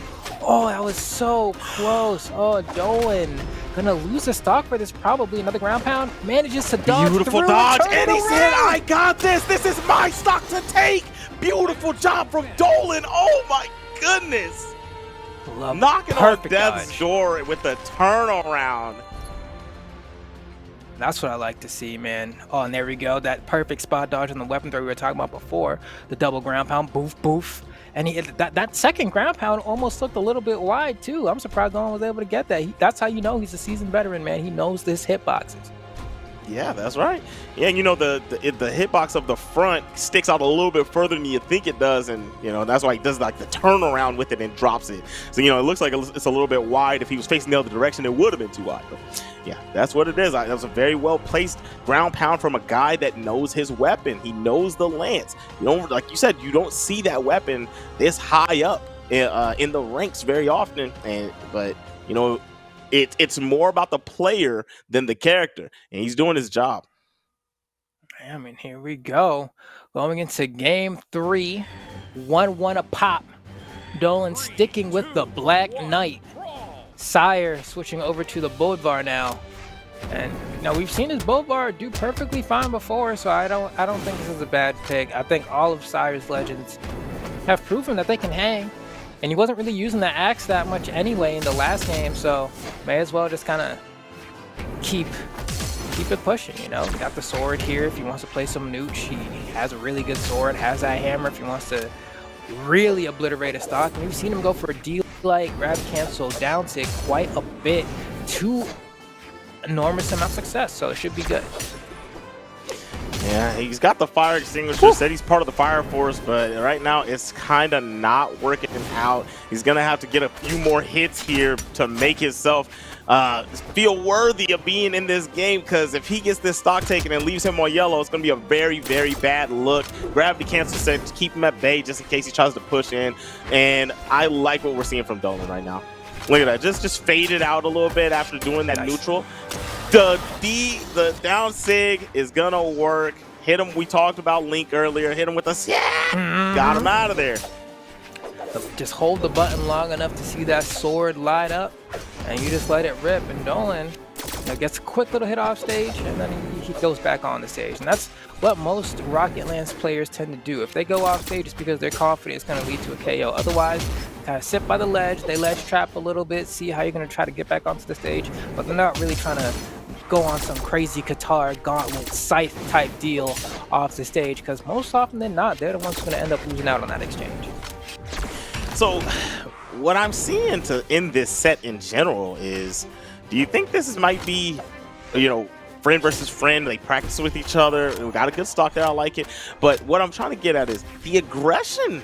I believe the aggression from Sire is lacking from the past 8 games we've seen Sire play. It's a little bit more passive right now. And I don't know if it's the Rocket Lance, the player, what it is that's making him play like this. Yeah, I think he's toning it down a little bit. And honestly, I think it's a testament to the way Dolan plays the game, right? Because Dolan, especially as someone who plays the Rocket Lance, creating your own openings with that weapon can be difficult. Oh, but he scooped the recovery on that. So that's, man, we've seen Dolan like hit that conversion quite a few times, right? He'll throw that weapon, hit it, throw it again, and then they just die, you know? Sometimes he might like go off, try to do like a D-like ground pound or something, but more often than not, the 2 weapon throws on their own tend to be enough. And that's a testament to, it's one of 2 things. He's either noticing that they dodge very early on, because they're trying to, that was kind of a, that was ill-advised right there. He tried to get a quick one though. If he was able to hit it, he could have gotten a gimp. But I don't know. It's one of those things where you gotta watch the dodges, because the weapon throws become guaranteed if you don't got one. That's right. That's right. I mean, and he's got 2 very broad weapons. You were talking about the Lance's hitbox, but I mean, the Spear's just about the same once thrown. It's so broad, so hard to get past unless you dodge. Movement alone isn't going to really get you around it. Right now, we have a tied game due to the fact that he overextended, tried to get a reversal hit down there on the side, and now we got them both playing very cautious neutral, trying not to get hit, trying to find their moments with punishes, and not able to get the hits. Almost got him, took the recovery, but we didn't see too much of a committal, and we're back in neutral. Sire is down a little bit on damage. Oh my goodness, he's telling him, stay back. I've got the gap. Yeah, I mean, honestly, just like that.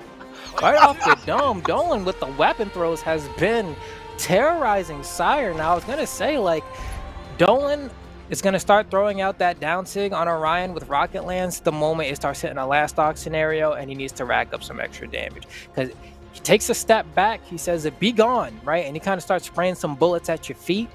And even though that move doesn't KO particularly early, like it actually kills pretty late.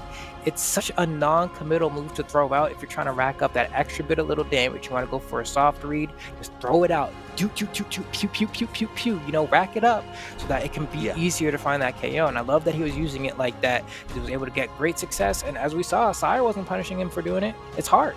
It's so quick. It's very hard, very hard. Big hitbox, he steps back, fade away, Allen Iverson when he does it. You know, like, it's very hard to get in there, especially if he's using it correctly. He's using that at a range where he kind of can't punish him. It's not, you know what I mean? But, you know, I kind of just stood up out of my seat because it's the man with the master plan, my boy Teros. Yeah, I don't even, like, what do you say? Like, that's a default Teros, default color.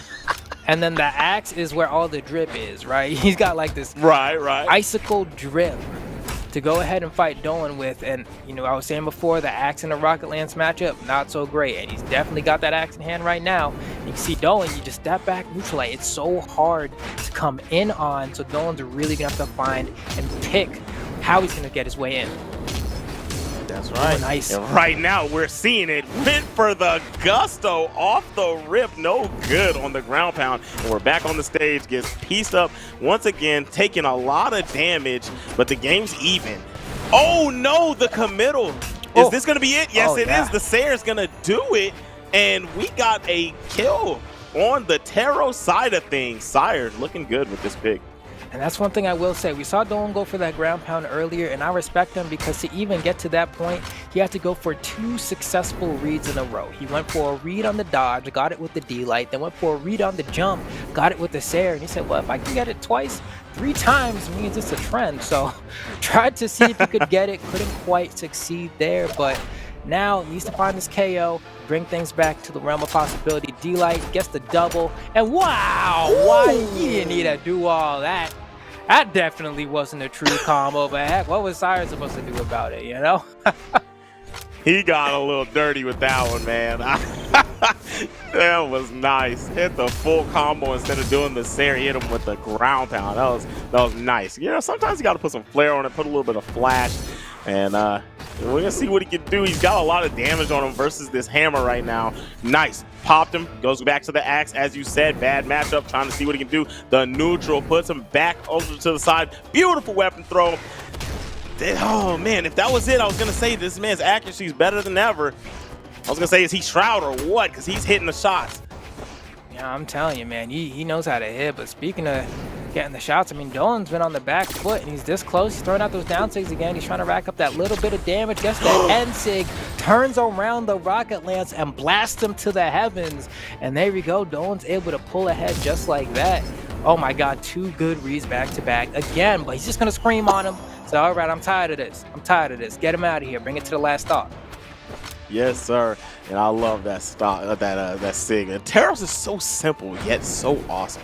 Like, nothing Taros does is flashy. It's just pure brute force. Oh, I like that. Dodge over to the right and then just make sure, you know, I know where you're going. Hit him with the side light and is terrorizing right now with Taros. Gonna be able to move around in neutral. Was looking for something, didn't see it, didn't press a button. Moving around, got popped with the weapon. Here we go. Dolan trying to do his thing. Got the Rocket Lance and no weapon on hand. We're gonna have to see some pressure here. A lot of chase. Keep him off of it. You want Taros to be weaponless. He's too strong to let him crack you with that good old hammer or axe. Yeah, this is getting kind of tough here. We haven't seen a weapon in the hand of Sire at all for a while here. And Dolan, he can starve him here if he wants. No, he's going to play a little bit aggressive. He wanted to keep him on the corner, see if he could end the game. And because of that, Sire's going to go ahead and pick up this weapon. And that might be the reason Dolan ends up losing this match here. Look, the D-Light from the axe. I don't think Dolan realized he had an axe queued up. Hold on. Manages to dodge through. The recovery's not enough. Throws the weapon, goes for the unarmed recovery. It's still not enough. Dolan is fishing for the KO, and the Rocket Lance can struggle to KO. It usually needs a raw Sig or a Sayer after being hit a million times. Oh, and that's it. Tried to make an offensive play to get back on the map, made a read that he was going to press him and dodge too early with no movement towards the stage and just couldn't make it back. I mean, and what Sire did there made perfect sense. It just didn't work out. And we got the replays popping here. Look at that. That was the read of all reads. Did the Sig on the other side, knowing he's going to dodge and come up over there. Got popped. And that was probably one of the saving graces of the set. Oh, yeah, I see what happened there now. Looking back on that replay, he tried to... It was one of those moments where I think he was fast falling as he was going past the Mammoth platform. And then he thought he was going to land on it, ended up fast falling through it, and was like, oh, crap. And then he didn't have any, he thought his jumps were going to be refreshed, right? Because he would have touched the platform, would have had all his jumps, still had his dodge. But no, that's not how the cookie crumbles. And Dolan actually able to go ahead and snatch that one up. But good run from Sire, you know, getting third place, definitely not a bad look at all, especially with the gameplay that we were seeing really showed up today. third place especially, I think it was power rank number 8 or so. Definitely getting a number 3 is not going to look bad on the power ranking at all. So good stuff to him, but this means Dolan's going to have to fight Tiger in the grand finals. And based off of how that first set went, I don't know how it's going to go for Dolan. Yeah, it's got to be a good adjustment here versus that high damage of Brandon and the hitboxes. Because one of the most deciding things of that last set was the punish game of Tiger. Said, you know what? I know what you're gonna do. I know where you're gonna dodge, and I'm gonna throw out a very active sig, and I'm gonna catch you for it. I'm not gonna let you do what you think you're gonna do. You're not gonna get out of here for free like some other players might let you do. But we've seen the neutral get stronger and stronger with Dolan as in that set that we just watched, and that's a different Dolan going up against this Tiger here for grand finals. All right, here we go. This is for all the cheddar. We got $1 million prize pool for Brawlhalla this year, and this is for a good chunk of that change. Tiger versus Dolan for the grand finals. Tiger on the white Brent, Dolan on the black knight. Yes, sir. I like it. Yin versus Yang going at it. I don't know who's good or bad, but we got the black versus white. The pressure's on. Got some good damage to kick this off. And the lance, that was a good dodge away to get out of that downlight to try to keep him in place. I like what Dolan was trying to do, but it's a very good play. Punish on, punish the dodge with the sig. Now this is some good play coming from Dolan to get this thing popping. Yeah, and that N-Sig was just barely active enough to catch the dodge in place as well. Because as you know, the spot dodge tends to have a little bit more iframes than doing a dodge to the side, but Dolan able to time that just right. And you can see, I feel like the first time these two played, Tiger actually felt a whole lot more comfortable just throwing out these signatures. And now that Dolan has kind of had some time to readjust, play a little bit of a different player who also tried to finesse with the Bryn a little bit. Kind of has an idea of how he wants us to go. There we go. Boom. N-Sig. Blast him out the sky to infinity and beyond. And here we go. Yeah, that was very good. That was a very good read, knowing that he's going to try to fall down on him, come over there, and he just popped him with that sig. And here we go. There's a tie game once again, keeping it close. Make sure trying not to have a repeat of the winner's final set. And that was a very good read to switch sides on him and get some more damage with the double downlight. And that's the thing, though, right? Dolan, he gets this read on the downlight and gets another downlight, but off the downlight, you don't really have a true follow-up. It's kind of it. You have to go for a read again. You can go for the N-Light because it's a low dodge frame. You can go for a jump stare if you think they're going to jump, but you don't have anything guaranteed off that. So even though he got the read, he wasn't able to capitalize super hard. And if he goes for a sig, he's putting himself in a position where he can severely get punished. But you know who just severely got punished? Tiger did, because he did a very early dodge, and we already told you before what happens when you do that. Dolan is going to chuck that thing at you. Yeah, Dolan's accuracy is ridiculous. My man is definitely Nick Merckx, but he's going to get murked by the Sayer of the Axe. So much damage coming out of Bryn, and we got the spear. This is a good weapon. This is a keep away weapon. It's going to make it really tough for him to get his spear back. Throws the sig out wrong direction, try to make a read, no good. But he's still not going to let Dolan get anything. He's just unarmed, scrapping for his life. Finally pieced him up, got a spear, got a lance, and he's going to get some damage. Ooh, the way Dolan's playing. He might have done a little bit too much there. Hold on. Gets the full charge. He should be able to land. Dolan's in a spot here where he might be able to get game 1. And that'll be a good look for him because he got a lot of work to do. He has to win 2 sets if he wants to get the gold here because he's coming from the loser side, whereas Tiger only has to win 1. So this means he has to get this game here to give him a good starting on the correct foot here. Now, Tiger's not going to make it easy. He's scrapping unarmed now. He has a weapon. Dolan's looking for that final blow. He doesn't have a guaranteed KO confirmed. This weapon does not have that. You can go for sidelight recovery. It'll have like 1 or 2 dodge frames, but that's it. You see right there, he went for a read and couldn't find it. And Tiger with the punish on the side sig. That is the toughest position to be in with the Rocket Lance, finding that KO. You got all the damage. You can rack up the damage easily, but finding that KO, you don't get the read correct, you best believe Tiger gonna come collect, let me tell you. And man, with the mind of a competitor, what he's got to do right now is brush that off. Because one big thing, you always want to feel like you're the best, that nobody can beat you. But when you're going up against that guy that has that name, he's got that Super Saiyan aura, you look at him and you're like, there's moments where if you don't take that first game, you're leaving room in your mind to beat yourself up for that loss. And right now, he cannot do that. He's got to know he's still here. He played a great one, an exhausting first game, and barely lost it. Find the reasons why. Still play nice, poised slowly, and stay in this. Okay, here we go. Dolan has the rocket lance here. I do not know how that unarmed Neutralite managed to scoop him from the back, but Tiger definitely feeling good about that. Dolan trying to get a little bit more damage racked up. Nice punish. I don't even know how he got. Oh, this is bad for Dolan. Okay, Tiger that was bad, missed the but down I air. respect the play. Yeah, that was scary. If Tiger got that down air, that might have been a stock. Wow. Nope, see, I respect that. He's doing a lot to try to, is that it? Nah, he's gonna get the dodge. Oh, and made it back. Very good, very good. And that's the play of a true Lance player. Able to bait out these SIGs, knows what's going on, knows the way he's gonna try to keep him off the weapon, not letting Tiger play exactly how he wants.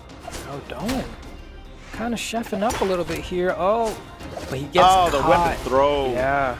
I thought he had a dodge. I thought he was going to try to dodge on reaction, but instead he went for the recovery, got hit out. Actually don't think he had the dodge there, so Tiger smart for capitalizing on that. But what I'm noticing is that when Dolan is unarmed, Tiger is a little bit trigger happy, right? He's throwing out these hitboxes, and then Dolan just kind of waits, comes in, and punishes. And, the unarmed, any weapon can do that, but unarmed especially has the quick hitboxes to do it. So Tiger might just want to, chill out a little bit when he's unarmed. Either way, I mean, Tiger does have the lead here. As I say that, Dolan just very quickly equalizes the damage and takes a little bit of a lead.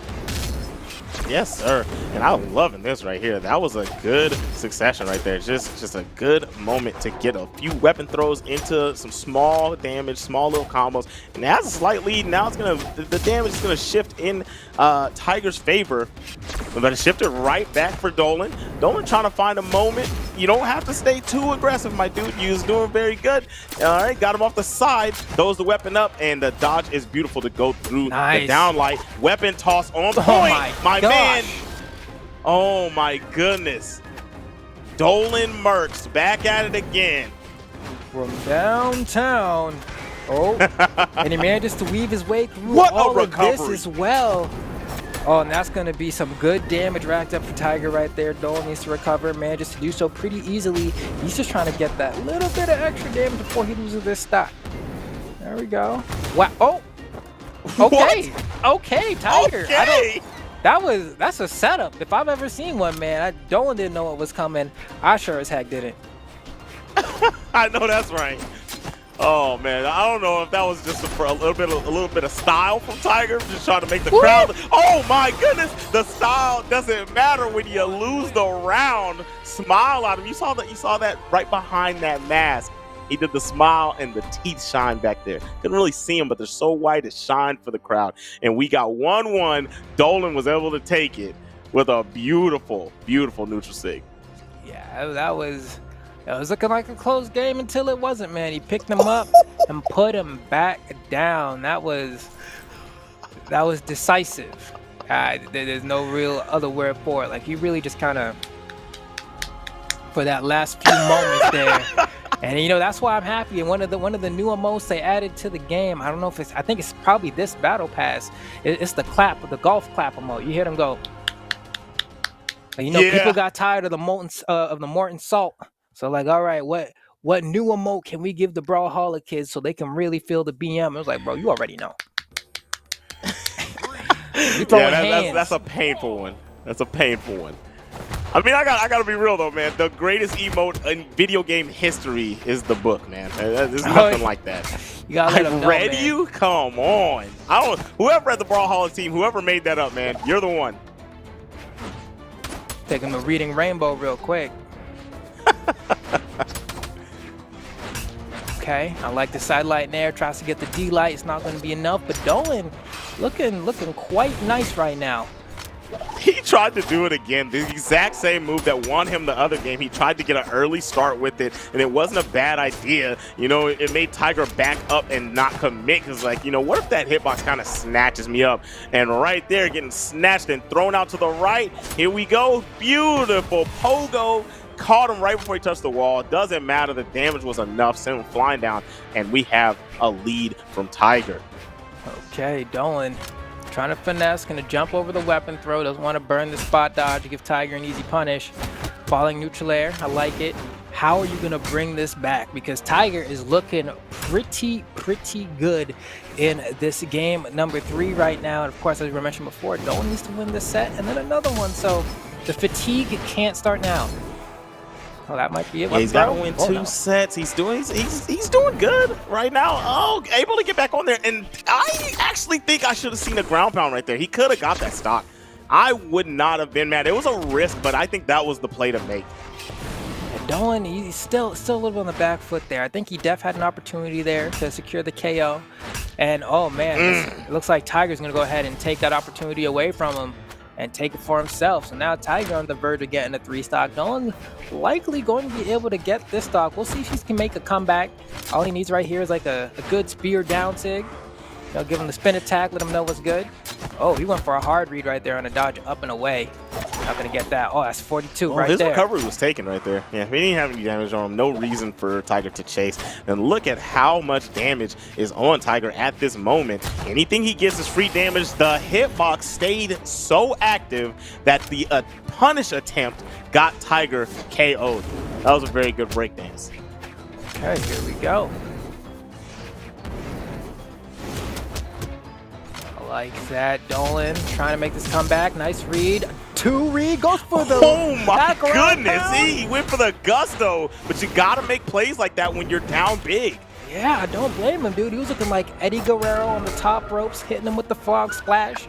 Really wanted to make something, but the top rope's looking a little bit different from that cage because we just saw Tiger swing and KO Dolan off the top of the map with that axe. Said, you know, Eddie Guerrero's dead, right?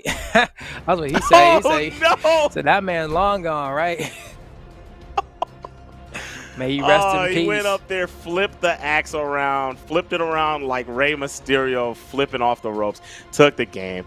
I like it, and we have 2 games in favor of the current champion, and Tiger is trying to seal the deal here. Dolan's got to take 2 of them to reset the bracket, and that's a tall order to fill. Yes, could potentially be the last game of the night. Tiger looking poised to do it yet again. Can somebody stop this man? Right? You know, as the NBA guys say, mama, there goes that man. It's always that man. This is the Kobe Bryant of Southeast Asia. Just can't get a read on him. There we go, Dolan. He's trying though. He was at least able to get a game, so we know the capability is there. And look at the way he's starting off this game. Like, I feel like Dolan's playing nice. I'm not gonna lie. Like, he's making Dolan. What happened? No, oh Dolan? no, not a good Not look. right now. Not in the game that is deciding your life in this grand finals. That was terrible. You'd hate to see it. Oh, and I think that might be a bot. I think that's Is a bot. that a bot? That's a bot. He's dude, trying yeah. to be cool about it, trying to back off.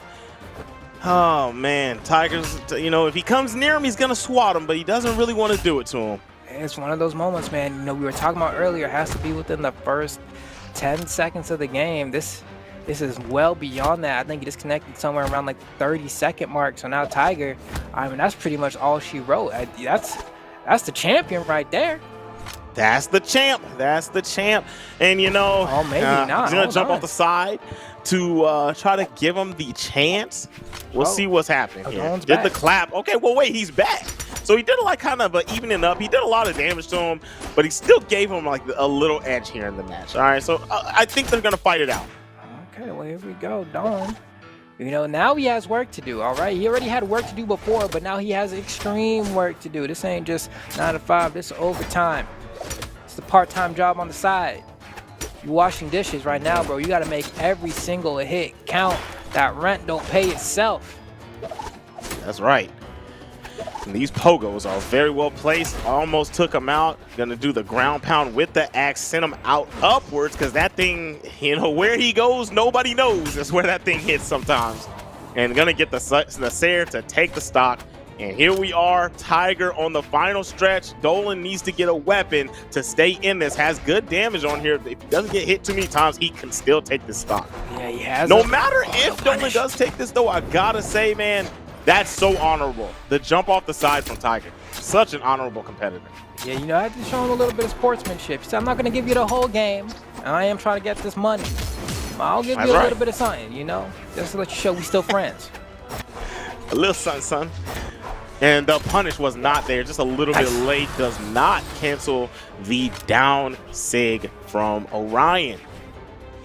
All right, now Dolan, if he's able to win this game, that would be a huge testament to his resilience as a player, because he was already behind on the back foot in terms of the game count, was already behind because of that disconnect. Nice punish. He knew exactly. He said, okay, this is the down sig. Just going to go ahead, swoop down with the axe, and then end up aerial at the end of it. So I'm going to line up this side sig for the most optimal punish that I can think of. And he got some good damage, but he's in the red. Tiger's basically one hit away from being the Southeast Asia 1v1 champion. Can Dolan keep the dream alive? He's trying his best, but that's going to be a punish on the neutral sig. Look at that heroic pose. She's flying away, and more heroics. Got the cape on the back. The villain, the Black Knight Dolan, is on the ground, flower to the chest. But very, very great job to Dolan for the way that they played, able to get back in there for the rematch, but just didn't have the stuff. But we got to talk about the disconnect, man. You know, sometimes you don't want to see that, right? But we're in the online era. If a disconnect happens, it's gotta be like that, because you know offline the rules are, if your hardware malfunctions, it's the same thing, man. So you know it's either or, same thing, potato. Sorry it had to happen like that, but we got rules in place, and Tiger is the champion. Yeah, just like that, man. You know, it is what it be, what it do. Also, I know that Dolan resides in Bangladesh, and I don't know what the internet is like in Bangladesh. I know they don't got Verizon files. You know, it's totally different infrastructure out there in Southeast Asia in terms of how the, you know, internet providers can be and what kind of access they have to ISPs. So it is what it is, but congratulations to Tiger for being able to come out on top yet again. I'm not going to sit here and say that disconnect was the difference between Dolan being the champion or not, because Tiger was already in the position to win, and his track record says that he was likely going to do it again. So, you know, I can't be too mad at that. Dolan, though, definitely played out of his mind tonight. We saw crazy plays upon aggressive as heck plays with the rocket lance that we cannot find anywhere else. The stuff he was doing, I've never seen Wesley do in South America. So that just goes to show you that even if there are very different players that use the same weapon, the play styles and the skill can just look so much different. Yes, sir. Yes, sir. But we're going to have to wait until next time the season is kicked off, crowned the 1v1 champion of South America. Tiger, give yourself a round of applause. I said to you last week, remember, take that belt. Look at it. It's the gold belt. Put it on your waist. We can't hand you the trophy, but you earned it. And we'll see you next time. Yeah, that's right.